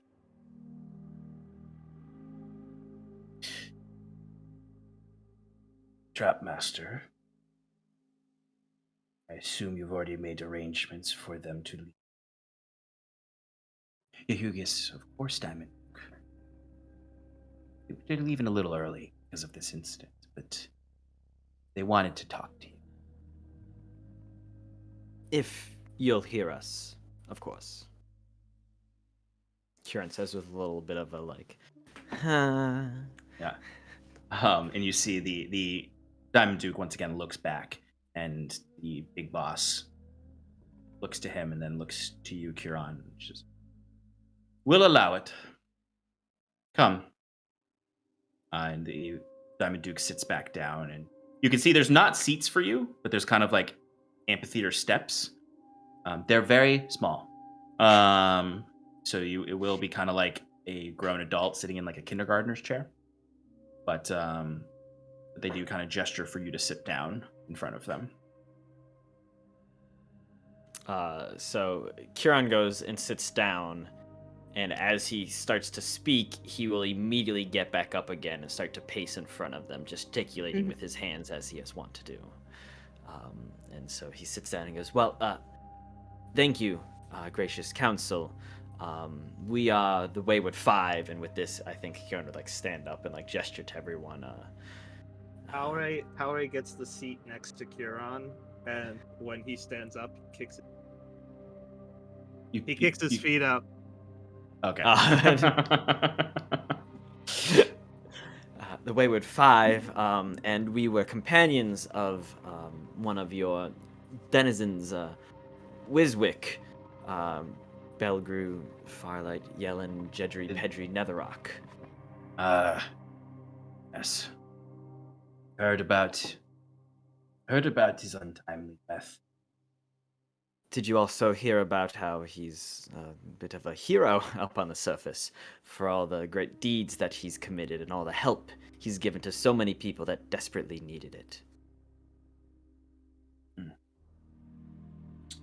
Did not. And have you also heard of the Mind Flayer plight that, plagues the Underdark right now? The Stormlord, or the Gloomlord Garlemane of Kolputvratsva now leads a fight against the Elder Brain here.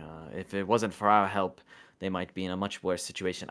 We had a companion, a Stronic, one of his captain rangers, Gloomstalkers, was with us. Is she here? She's still with Wiswick's family, just sitting don't, they keep leaving me behind. You would hear the big boss chimes up at that and says, we've heard of the threats. We know what is happening in the south. We will do what we need to do here. And what is that exactly that you plan to do? You hear the woman, the seer laughs at you again, and you can tell she's laughing at you guys. She's not she's not very friendly. And the pig is also just very merrily chomping on mushrooms right now. It has been behaving excellently. It's getting mushrooms.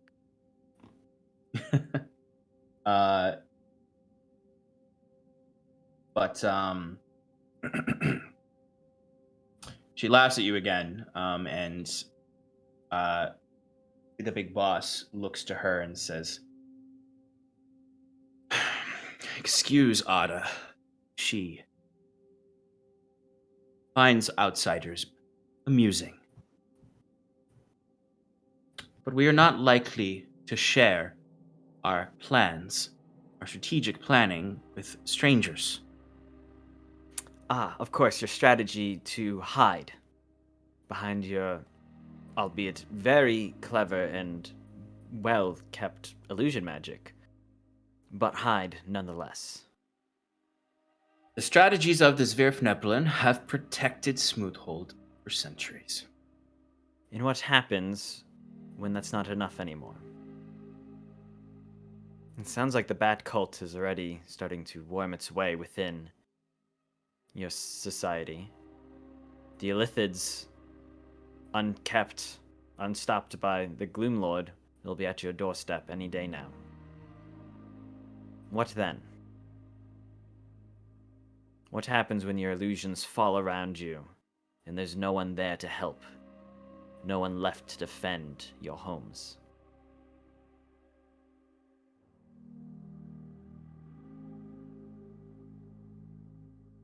They all look to Ada Seer, and once again she leans down and listens to the pig, and then nods to.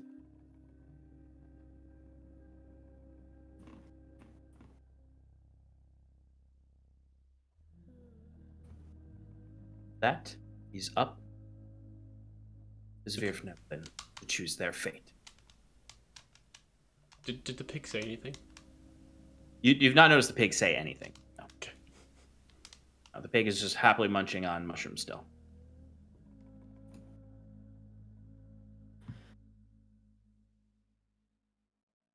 Well, I don't think you'll have many options with so many threats. If I may, though, my people, the Elysians, are very much like you. Right now, Queen Aella keeps my people within the borders of the Sinvosi Peaks, safe, but naive. It's foolish. And if there's anything I've learned from my time here, my time with your Wiswick, it's I've learned that hiding from the world, hiding from the truth, can do us no good but prolong our inevitable end.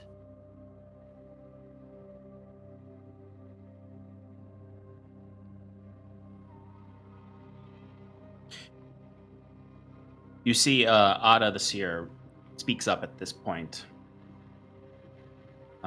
Give me a persuasion roll, Kieran. 18. Nice. She speaks up and she's kind of petting the pig. She says, "We respect the truth here. There are no lies in the council chamber. You have not lied once. Cobbles would know." She pets the pig. Cobbles. And she looks to the Diamond Duke and the big boss.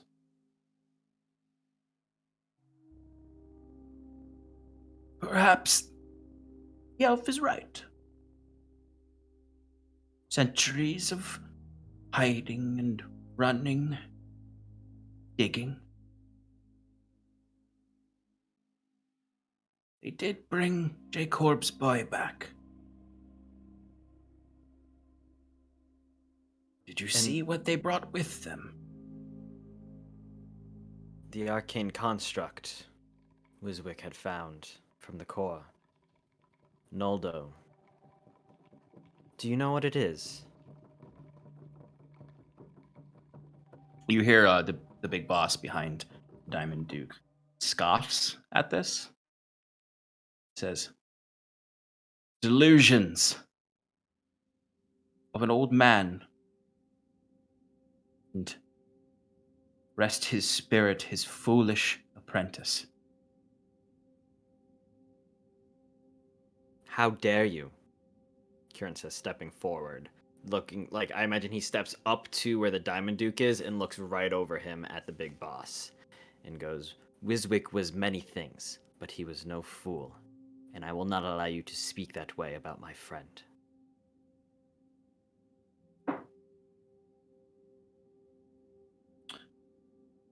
There's a hush in the room at this. And Alray pulls Huron a little bit back and just like, you know, we don't have any weapons, right? Like, you can't do anything if these guys decide to lock us up.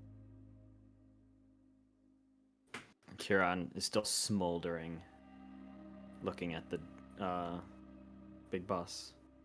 you hear, and she's staring daggers back at you. You hear the Diamond Duke kind of like, and he looks back at the big boss and then back to you. And actually, as Talray whispers that to you, you suddenly start to hear the pig squealing. And you hear Ada kind of shh, shh, shh, shh, shh. Oh, we have our first lie.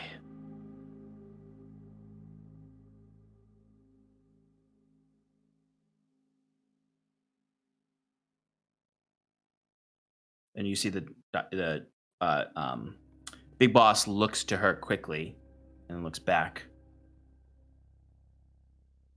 What did he say? Looking to you, Kiran, and then to Talray. What did he say to you? That what did you? We don't have any weapons, and that we should be careful. That you can all choose to lock us up. Which I'll admit is not true. Each one of us is basically a weapon in of ourselves. We're all champions of Illivania. You hear Ada laughs at this. This time, her laugh sounds like she's laughing with you, not at you. But she again leans down and listens to the pig, and she nods. Appreciate your honesty. Huron will bow gratefully towards her. Of course, Reverend Seeress.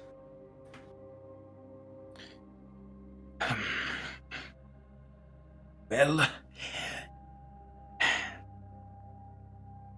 we can't let you stay in the city anyway. I completely understand, and I understand that we've overstayed our welcome, and I apologize for what transpired outside the homes of the Netherrocks. As I said, I did not wish to perform any magics when I was here, but circumstance forced my hand. You see the Diamond Duke relaxes a little bit. It's all right.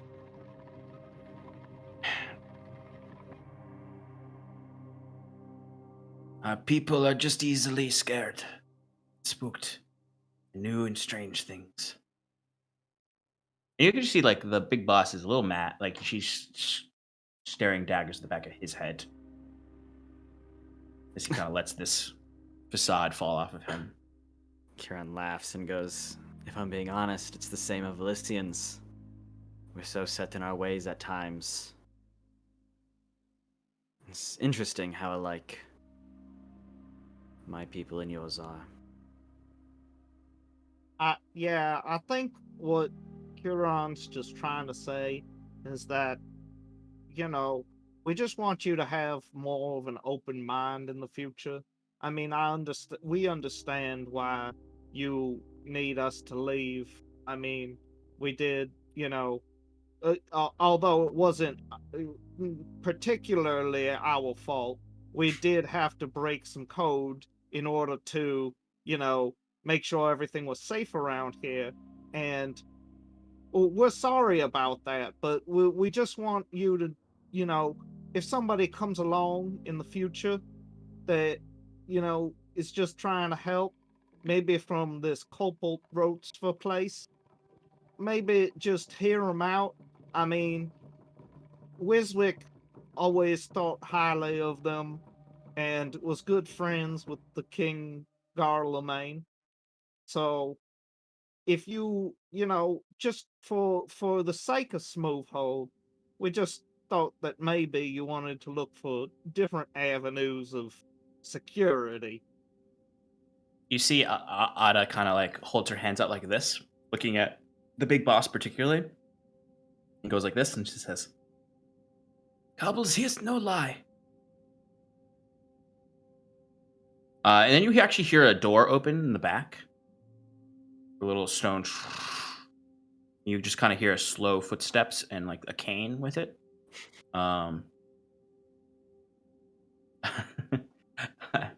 You might think it's Uncle Owick, but it's not. Damn it. Though I will say, I was this close to retconning what I'm going to do, because that would be really funny. If Uncle I Owick was just the showed king up. of the Snurf Neblins the whole All right. time. Thank you for returning, Prince Wiswick. No, it's actually a new person. You see this person has a staff. At the top of the staff, you can see there is a candle. And they're kind of portly. They have a lot of rings all over their fingers, with strange gems on them. Like they stand out from the typical sapphire, emerald, diamonds that you see over there. These look like they might have some magic to them. You can see he has the same kind of gray skin as the rest of the Zerf Neblin. It's a little bit paler than the rest. He has this deep black facial hair, where it has just kind of like just a no mustache connecting it, but it's just all down here and it comes off. Is a long face, that kind of long face where the what is this called? Philtrum? The philtrum is very long. The nose thing, yeah. The nose thing, yeah, is just very, very pronounced. And he has this really receded hairline and then long black hair in the back. As he comes stepping in, and the cane or the staff, the candle staff, makes a loud noise each movement, as the big boss says, "Well, thank you for finally joining us, Chandler."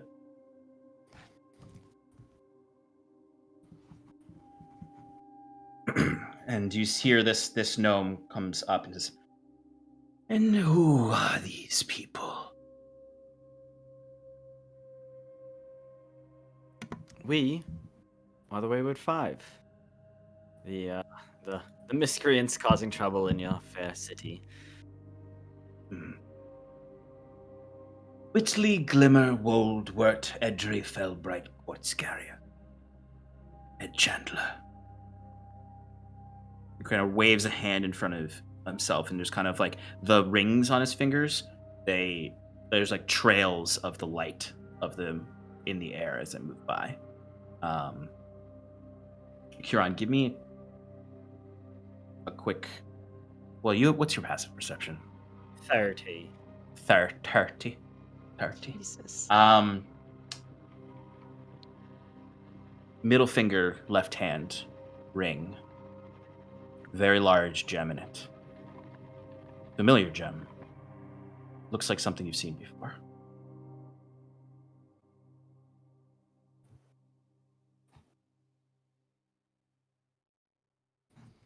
Yeah, like what? Describe it. What color is Oh it? yeah. It's red and black.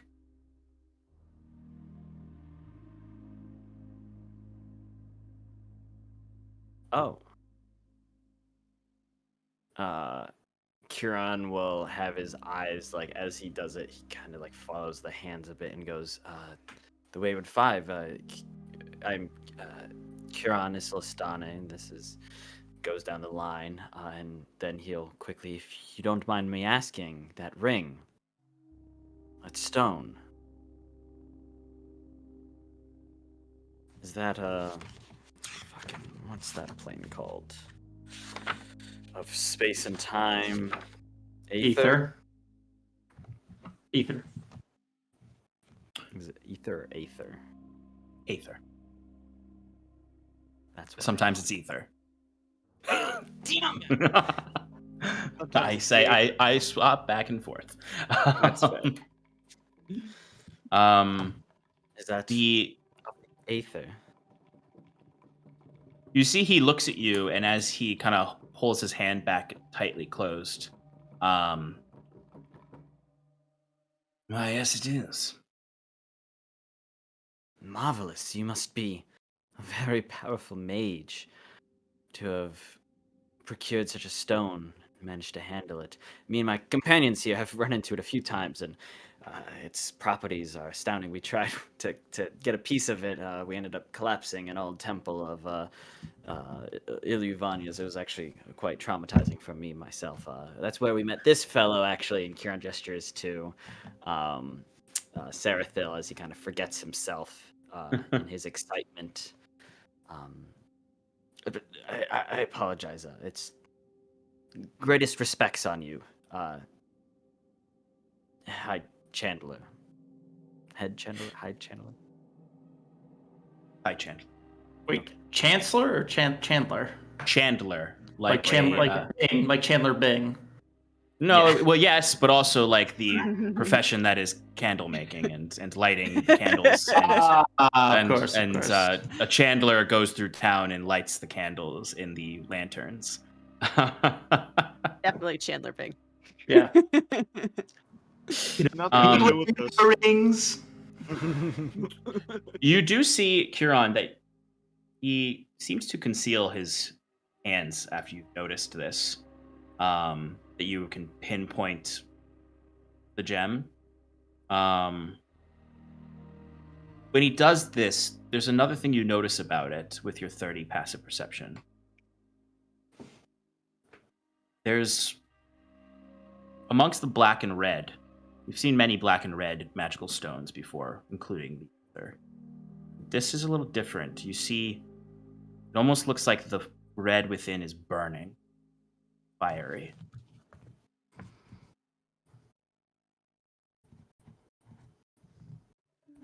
And when he said ether, when he confirmed what it was, you look over, there's a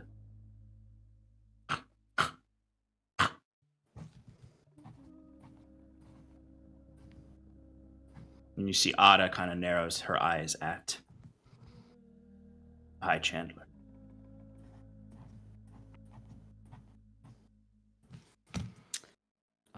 Apologies to detract from where we were. Hi, Chandler. We were simply telling your fellow counselors here the plight that plagues the Underdark and the world above. Our mission as the Wayward Five, where one of your own, Wiswick, Netherrock, had helped in our quest.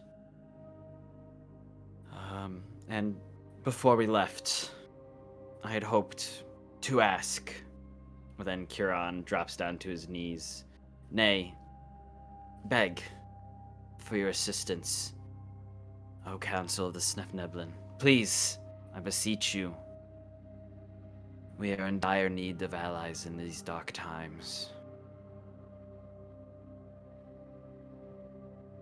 From below, the Illithids grow, and above, cults to the Pallid King and the Harbinger are arising. Even now I fear they control the head of state in Oxlin, pushing south against the Endurance and the Gwen Elves there, fighting against them, causing massive death, weakening us so that extraplanar forces may come and consume all that remains. I understand. I know well, it's always easier to hide behind your illusions. But that's all they are, illusions.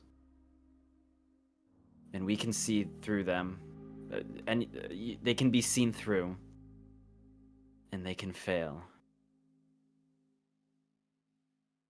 And as I posed the council before your arrival, Head Chandler, what then?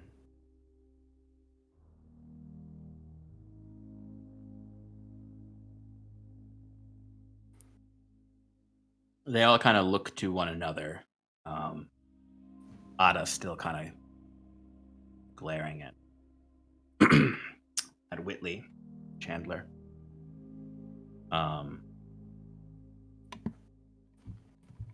Finally, the Diamond Duke looks back to the big boss, and she gives him kind of a terse nod. He looks back and says, "There's a lot for us to think about, but we will take your request into consideration. We do appreciate." And he kind of looks back at the big boss with his first kind of glare back at her. "What you've done for the Netherrealms. We might not agree with Owick.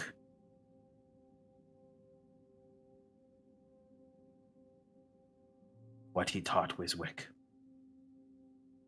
But we can't deny what you've brought back.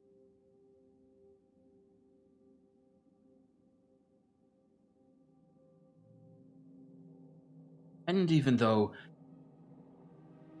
Svirfneblin haven't changed in many years, lives are short. Sometimes when you live such a short life, you have to change things to survive.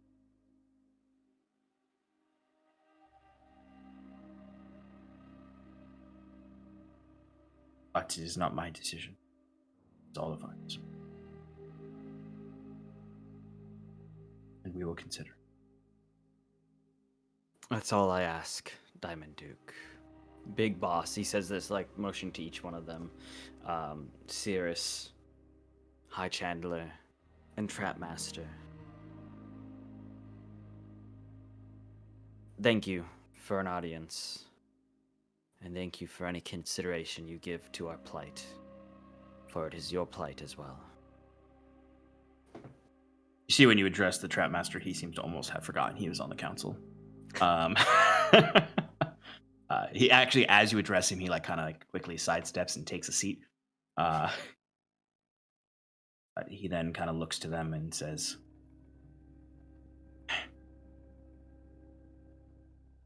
"With the council's permission, I would like to deposit these outsiders in a northern ditch town, or wherever they would like to be deposited outside of our territories. And then we can consider their requests." And they all kind of nod to him. And the big boss kind of looks at you, Kieran, and her glare doesn't ease, but she nods to you respectfully and says,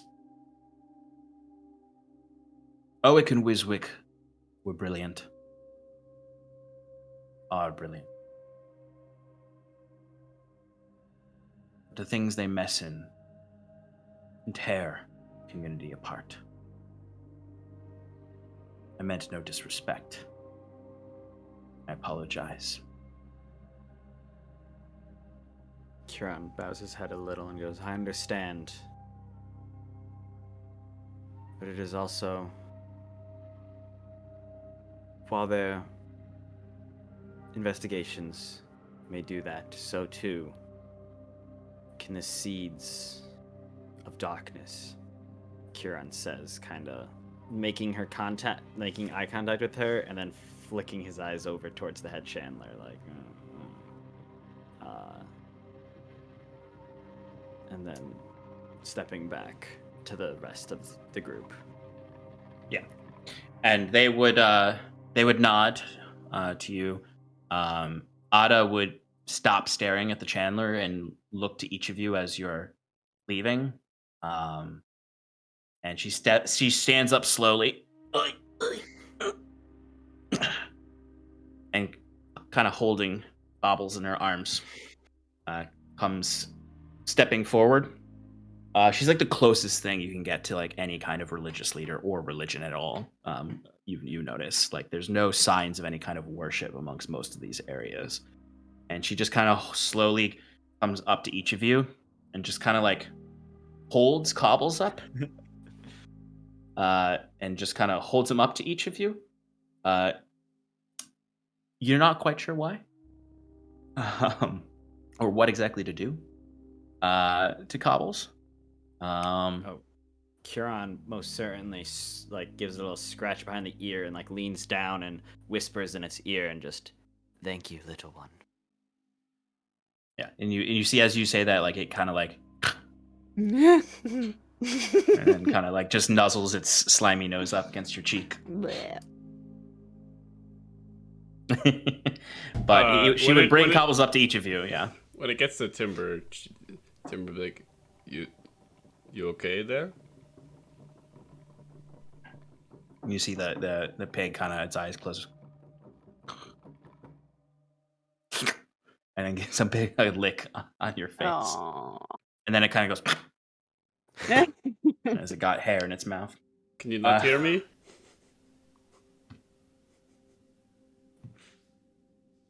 It just kind of stares back and kind of but each of you have an opportunity to pet or whisper to Cobbles before we're escorted out. Palray looks at the pig and leans in close to the pig's ear and whispers, "I don't know if you could understand me or if you could just detect lies, but I would eat you in a heartbeat." That's the truth.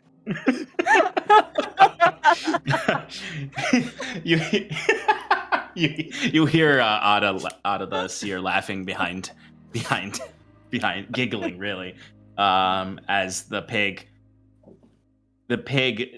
does not seem to actually understand the words spoken to it and actually can just detect lies, it seems.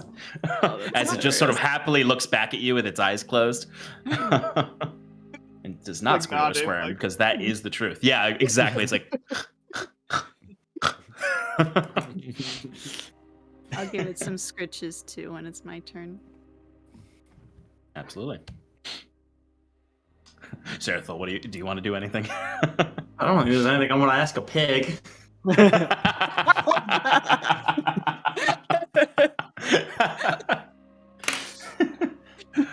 Okay. One of those guys there. Yeah, it gets way too excited when it gets to Sarathil and tries to jump into his arms. He's gonna snap me in half. It's true, he would. Please knocks me over. Fine, Like broken. a nip with the cannonball.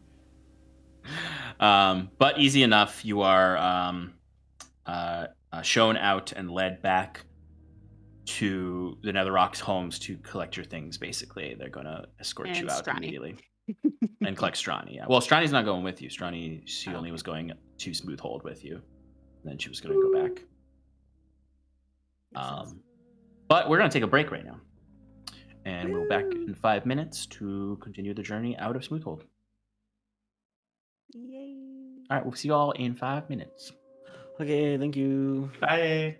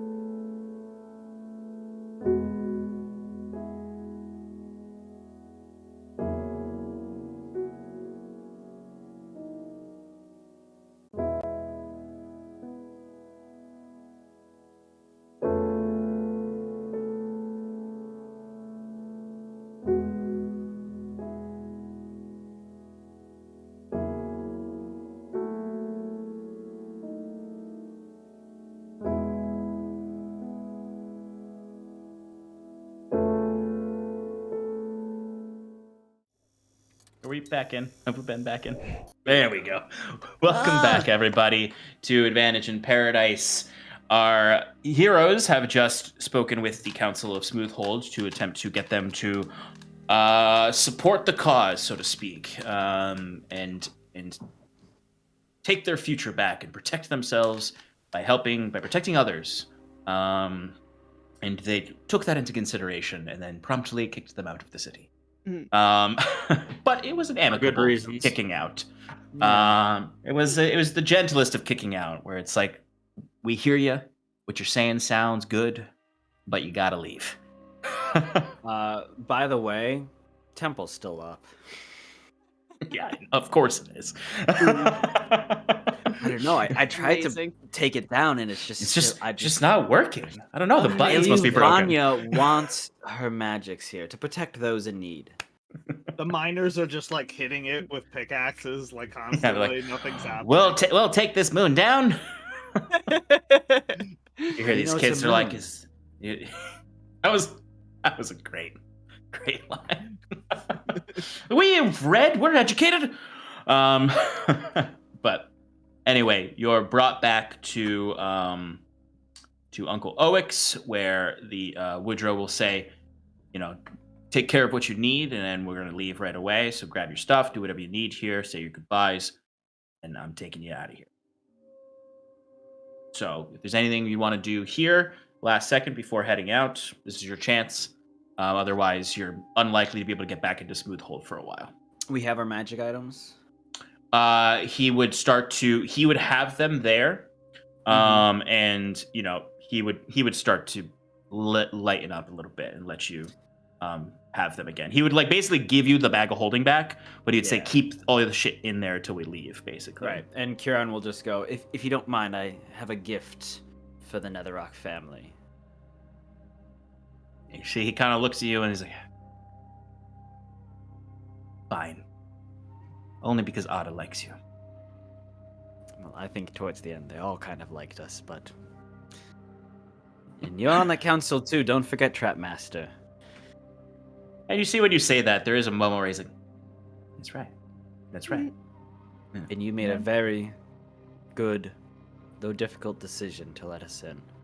And we will be eternally grateful for the risk you took on us.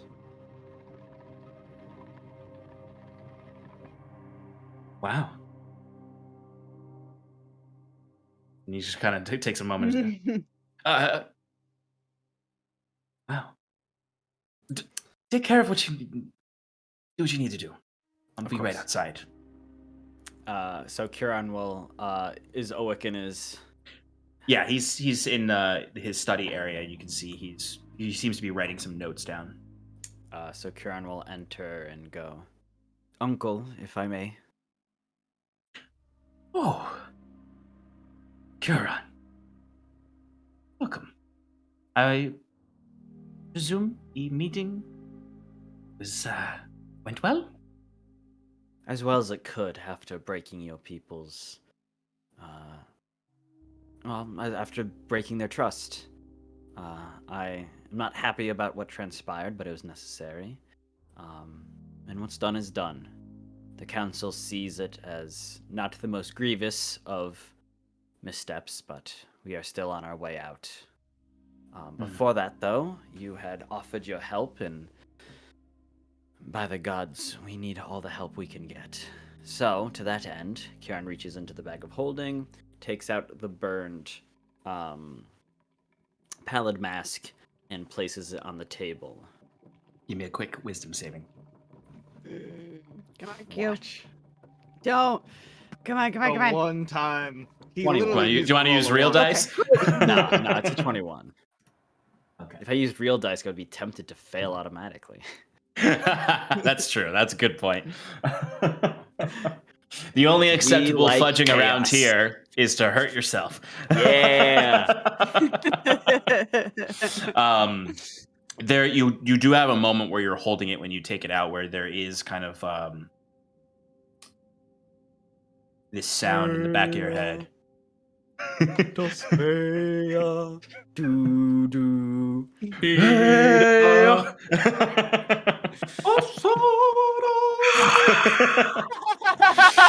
As the Eye of Sauron appears, yeah. No, you hear in the back of your head, and it's just, you shake it off for a moment, there's a chill down your spine, you just hear a...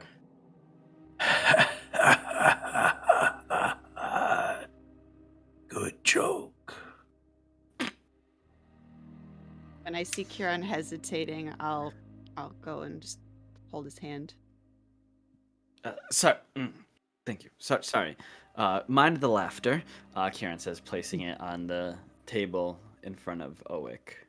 You see Owick immediately grabs it. No hesitation. But also, like, complete, utter resilience to anything. Like, he looks at it and he's like, oh. Is this the big deal? Oh, burnt mask. I kind of look at Kieran like, are you seeing what I'm seeing? Puts it down in front of him. I'll get right to work. Thank you. Owick, I appreciate it. You know where to reach me. Yes, I had a gift. For the gauntly gentleman. Sarathil. Yes. Sarathil, thank you. Memory's going a bit. And you see he rolls up the notes that he was taking. He says, if he needs to talk with me, face to face. And Sarathil, for your reference, this is a scroll of project image. Ooh. Nice. Hell yes. It's giving you a little extra gift at the end there, so that you can directly project your image into this chamber whenever you want. Wait, only that chamber, or No. Anywhere technically. Okay. Well, there is a range on it, but okay, but still, okay, it's perfect. not a infinite range. Owix is infinite range because he's awesome. And with that, Kieran says, it was truly a pleasure to meet you, Owick. Wiswick always spoke so fondly of you. I'll be honest, I wasn't sure what to expect. But you're exactly as he described. Well, he always liked to exaggerate a bit with his stories.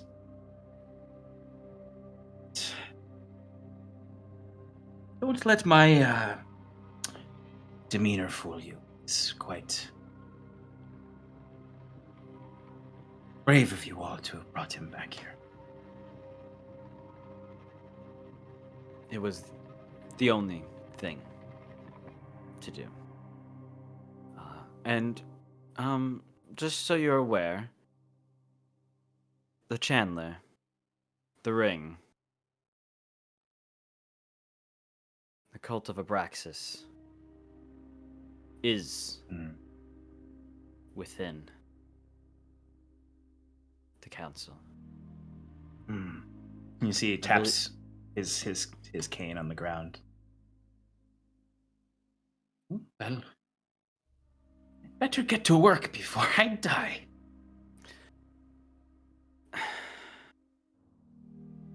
Crescent Getting quite old, you see.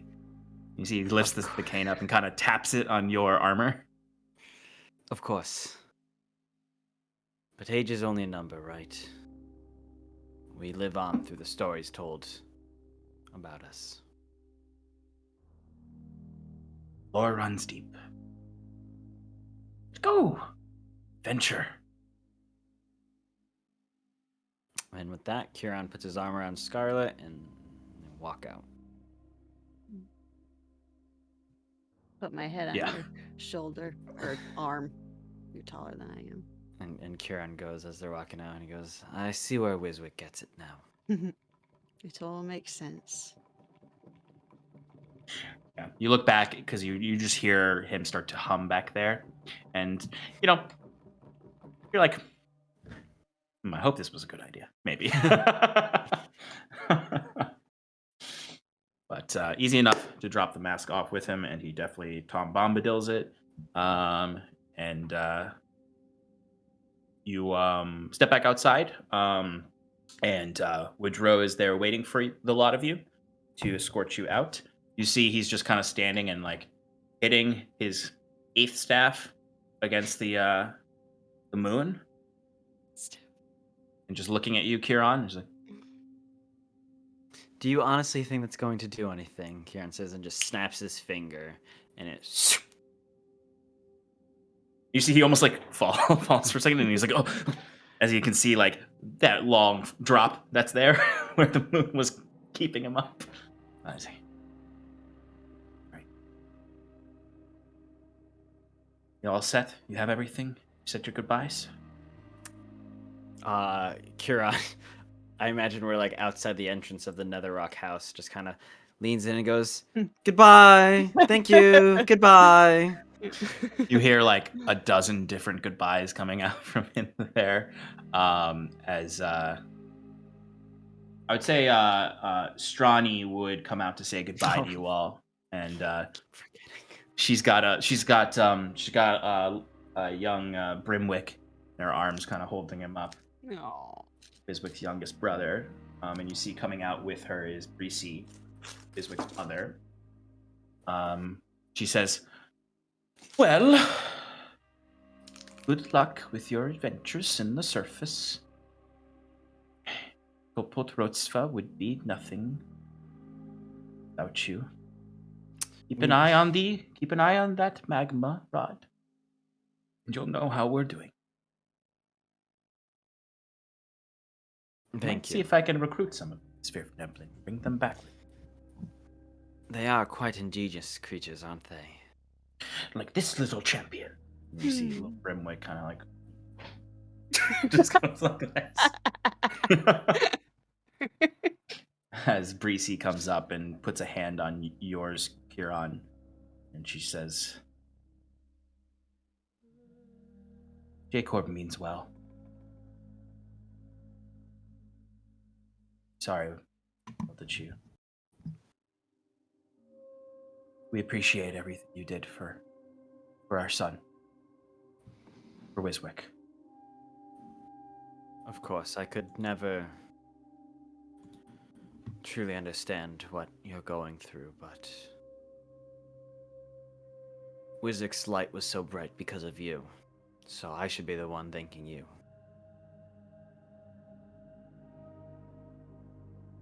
She nods at you, somewhat a small smile, but still somewhat stoic, as Noldo kind of warps out, melding with the stone. Huron is still standing. I will see your work completed in Elysia as Master Netherrock wanted.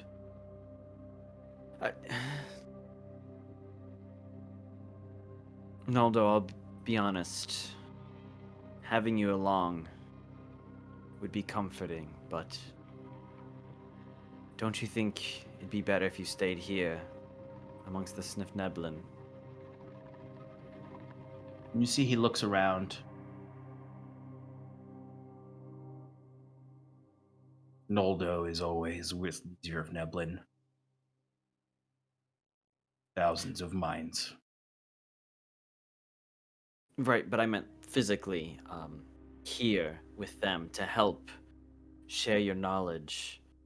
I know Uncle Owick could use it. He spent his entire life searching for one like yourself. I'm surprised he isn't more fascinated with you, but I guess that's kind of part of his charm, is that he's a little, nonchalant like that.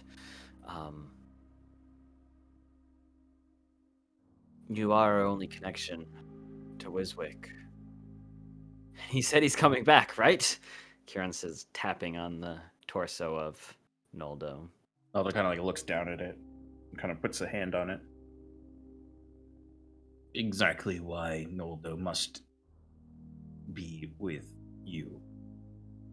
Of course. Right. That, yes, makes sense. We Master Netherrock may not return. Zir. Hope he does return. But I promised him that I would help you, friends of Wiswick, Little Groove, Farlight, Yellen, Bedry, Rock. All right then, Trapmaster Woodrow. I think we are ready to depart. After I send him where exactly are you depositing us again? We'll be depositing you out of tunnel B12. Which brings us to which of your ditch towns? In what sector of the hinterlands? This one Isri said that you didn't want to go directly to the more open ditch town, so this is actually a more quiet exit, about 10 miles west of Lilo Ditch. Oh, what's the sitch at Lilo Ditch? I hope there isn't a lich. You see, the Trapmaster looks at you and, I think I like you.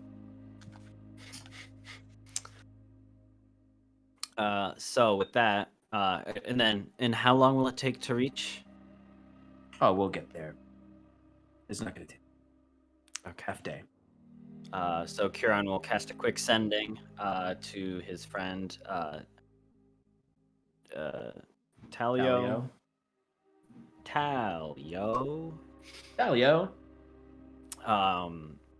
Just updating him, saying,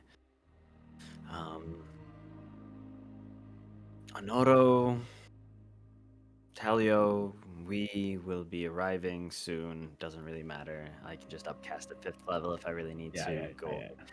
We'll be arriving 10 miles east of the Sniffneblin ditch town known as Lilo and Ditch.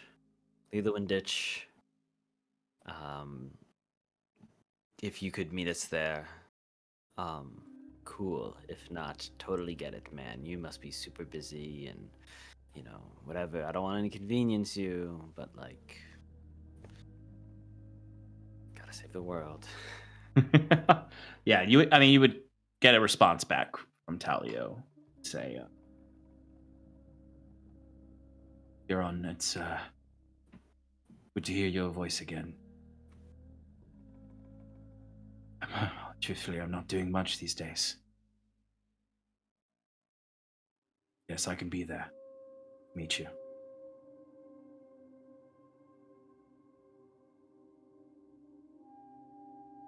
Cool. So then Kieran goes, all right, sorry about that. We can go.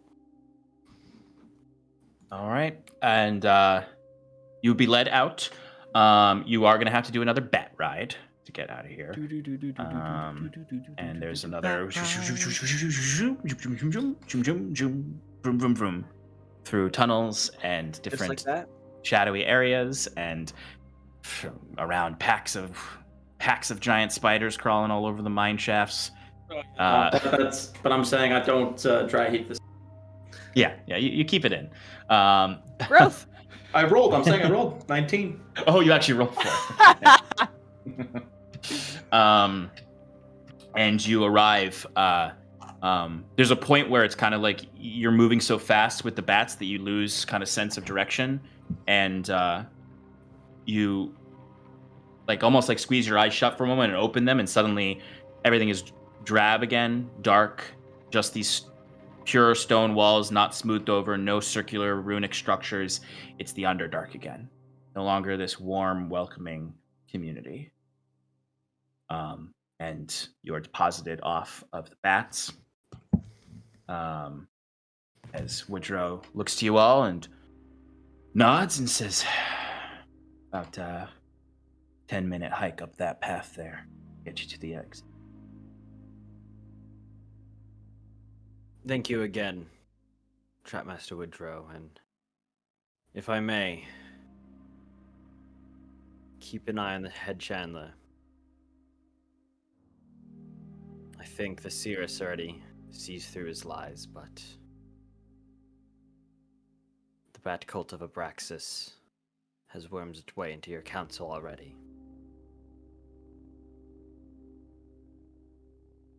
He looks a bit uncomfortable at this, as in not a lot of people talk to him this way and give him. He's obviously the short stick in the council. Thank you. Maybe I wasn't so bad to let you in, after all. I would say your judgment was sound and your choices wise, Trapmaster. The Sniffneblin are lucky to have you on their council. Get out of here. You got it, boss. He hops onto the back of the his bat, and as you're leaving, Kiran, with your 30 perception, you hear him whispering to himself. Woodrow wise. Oh, good job. Yeah, we just gotta make extra sure, icing on the cake. No, that was good. But yeah, it's a very short walk. You can actually start to see light ahead, real, actual light, not glowing mushrooms. You all can kind of see this. Alex looks like I think Timber actually feels. Yeah. Wow. Don't worry, After that bat ride. Yeah, right. He's the sick one this time. Well, as we're getting close to getting closer to exiting the Underdark, I'll kind of like lace my arm through Timber's and just be like, "Thank you for sitting with me. Of course, Scarlet, anytime." I appreciate it." Yeah. The tunnels. Go ahead. Sorry. Oh no, you're good. I was just gonna say, so it seems like we both have our demons. That's for sure. I owe you. No, you don't. I do. But all right. Really, demons aren't all that bad. Zendario's part demon, so. Oh, they're Must not? Must you eavesdrop on every conversation? Kiran, why don't you give me some of your blood? I fought a couple demons in my day. They seem like a pretty rough bunch to me. As you're all somewhat joking with each other here, and there's a pleasant moment, the halls of the tunnel you're going through start to ripple with twilight violet light. As like the reflection of light through water, as you can hear the sounds of a waterfall. Sound of running water, streams, rivers. Hear the wind. You feel the wind somewhat light through the waterfall. Splash of water as you reach the end of it, bathed in twilight light, shimmers of green, purple, orange. You're one step away from Elysia.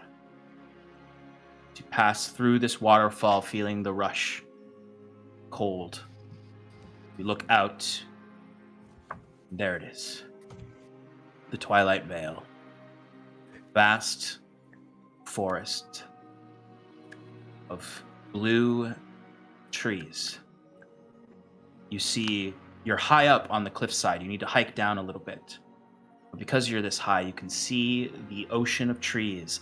And there in the distance, through the black clouds, shattered across the sky, glittering a dim, pale light, is the corpse moon.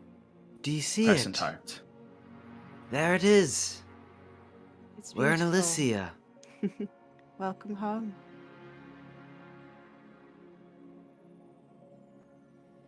John, how Just cold is excited. it? It's pretty cold. It's significantly cold. Like it's definitely freezing temperatures. Got like it. once you step through the waterfall, you're suddenly like, oh shit. I immediately my fire. It is a glorious sight for these weary eyes. Yeah. Not really caring about the cold, just being excited to be in open air again. Mundi and Taure take flight. I just start flying in circles around around the forest, like not still in eyes like you could still spot them, but you know. Kieran, as all of you were marveling at Alicia, the place is almost mythological to a lot of you. You only heard about it from Kieran.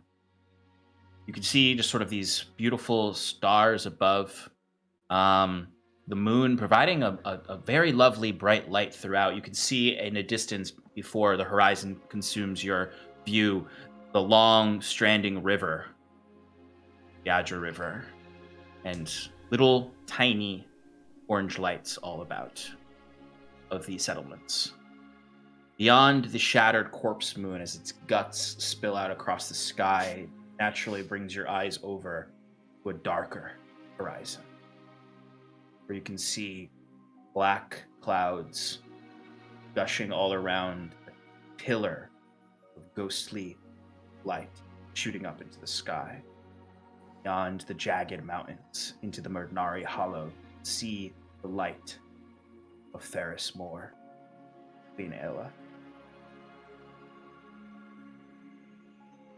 You're on. Roll me a D100, high or low. What do you think, gang? Digital Hi. or real? Well, that Oh. too. Always, Stefan. Come on. Yeah, what are you doing, guy? Did you go high or low? Can I get a vote from the chat? What do you say? All right. Can pick I thought you were one. asking me. High. We're gonna go high. Oh, hi, chat. Nice to meet you, chat. 62. Woo! Okay. The moon explodes. As the Pallid King ripples out and burns the entire Elysian Vale. Well, guess we just gotta go back underground and hide. Yeah, and that's the next. That's right. that's the next campaign. Is basically Fallout but fantasy. So as you start to descend this mountainside into the forest proper, Huron, you guys, it takes you a while, maybe about an hour to get down. And you enter into the forest proper, and kind of like the sound of the waterfall starts to mute. And you can feel the depth of this place, how to just add another goddamn Lord of the Rings reference, this forest is old. Very old. But there's life here, sounds. This is not the winter silence of the south. You hear insects, you hear the sounds of animals, birds. Everything here is adapted to how cold it is and is alive and vibrant. And you see these glittering butterflies flying. They look the color of the moon, or the light of the moon. Yeah, Huron inhales one, and then coughs, and it flutters back out. But then you watch, Huron, as they all hover around your hand at once, and then form into an orb. You hear Talio's voice, as this is an animal messenger coming from him. Huron. They're following me. What should I do? It's two of them. Pale white. Undying.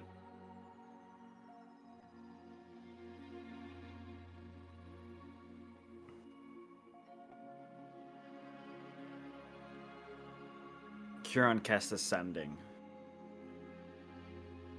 to Queen Aella. Oh shit.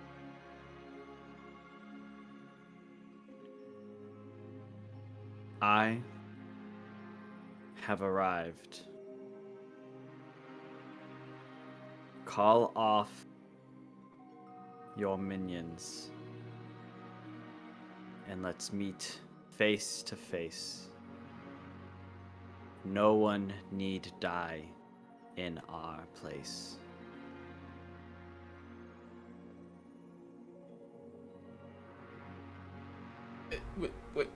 When Kirat says ascending, is it out loud? We're not. No. No, it's mental, all mental. Okay, that's what I thought. You would see Kieran. Just making sure. Okay. Yeah, You would see Kieran's holding Kieran his staring sword. intently into this orb. Well, so he's staring at it, hears the message, and then he looks away as he casts the sending.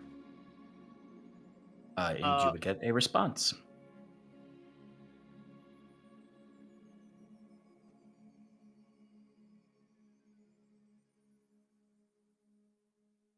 Huron Isilastane. Heretic. Fool. Blind shepherd. You have no flock here. You are only surrounded by wolves.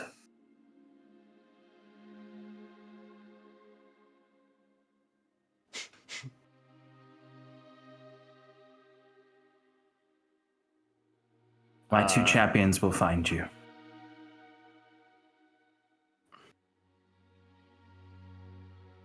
Kieran responding to Talio.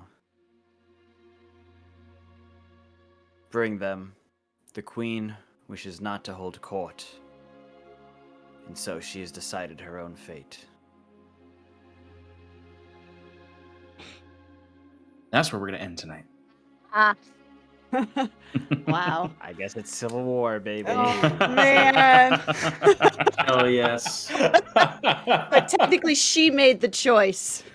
So, It's true. not your fault. Were we expecting anything different, though? Honestly. You know, Could you imagine if in that moment she was like, you know what? You're not that bad. Sorry I killed your uncle. I exiled you, right? It's okay. You could come hang out. Sorry, Welcome I back. killed your uncle.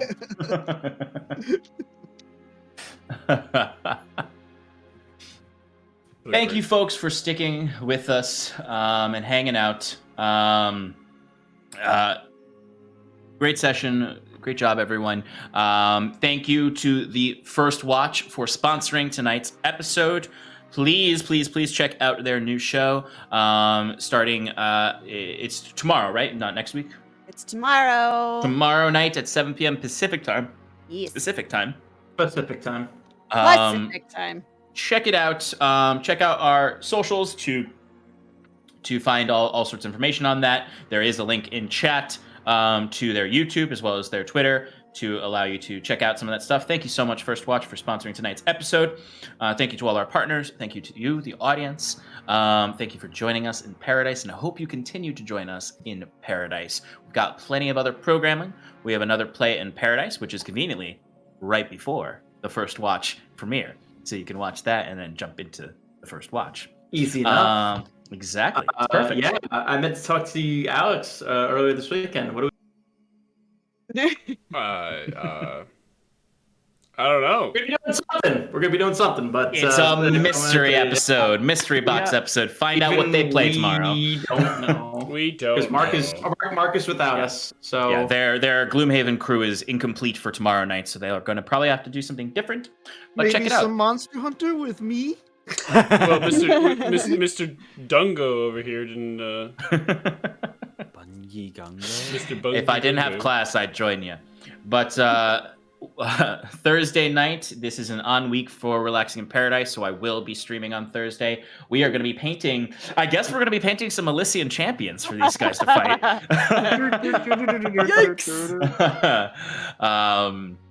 And then I probably, because I'm really feeling it, gonna play some Valheim this week. Better make sure it works. I know, I got it. Yeah. And then on Sunday is the most powerful hour on the internet, the Sean Enchanted Power Hour, where we will recap tonight's lovely episode and speculate about some apparent civil war that we're starting, and who these champions are and what's going on with that. Is it really a civil war if there's just 5 of us? Well, we're gonna. Well, if you get the people to rise up. Rise up. Sorry. This is gonna be a long arc. Kieran goes from town to town being like, my name is Kieran Sultana, I'd like to beseech you to join Slam our in cause. the door. My name is Kieran Sultana. Nope. My name is Kieran Sultana. Nope. Please help me. Just take this pamphlet. Just take the pamphlet. No, Kieran, this is perfect. One of the new spells I got was Fabricate. Down a couple of these. There you go. Get some paper, and we'll hand out pamphlets. You're Love a it. fantasy So, Gutenberg press. And then over on Roll for Damage, this Friday is the premiere of a 3-part mini campaign called Sundered, an Arden Quest story that is going to take place in Arden, which is is this world, but thousands and thousands of years in the future. And that'll be fun. It's got Shannon's in that. We've got some really great people on the cast. So check that out, and then come right back here next Monday for Relaxing Advantage in Paradise, as we are probably going to get into some interesting combat, and an ambush maybe. Thank you so much, folks. Shannon. Yeah. Oh fuck. Who are we rating? Let's raid. We're gonna raid Let's raid Matt. me. Okay. We're gonna raid Stefan. Everyone go to Stefan's house. Yes. I need All right, some folks. friends. He's hosting a nice WoW raid at 15 minutes. Yeah, we're gonna be doing No, Switor, please. Whatever. All right, give Diagnose Matt our love. He's a great friend of the show, and a great person. And we will see you soon, folks. Say goodnight, everybody. Night, everybody. Goodbye. Bye.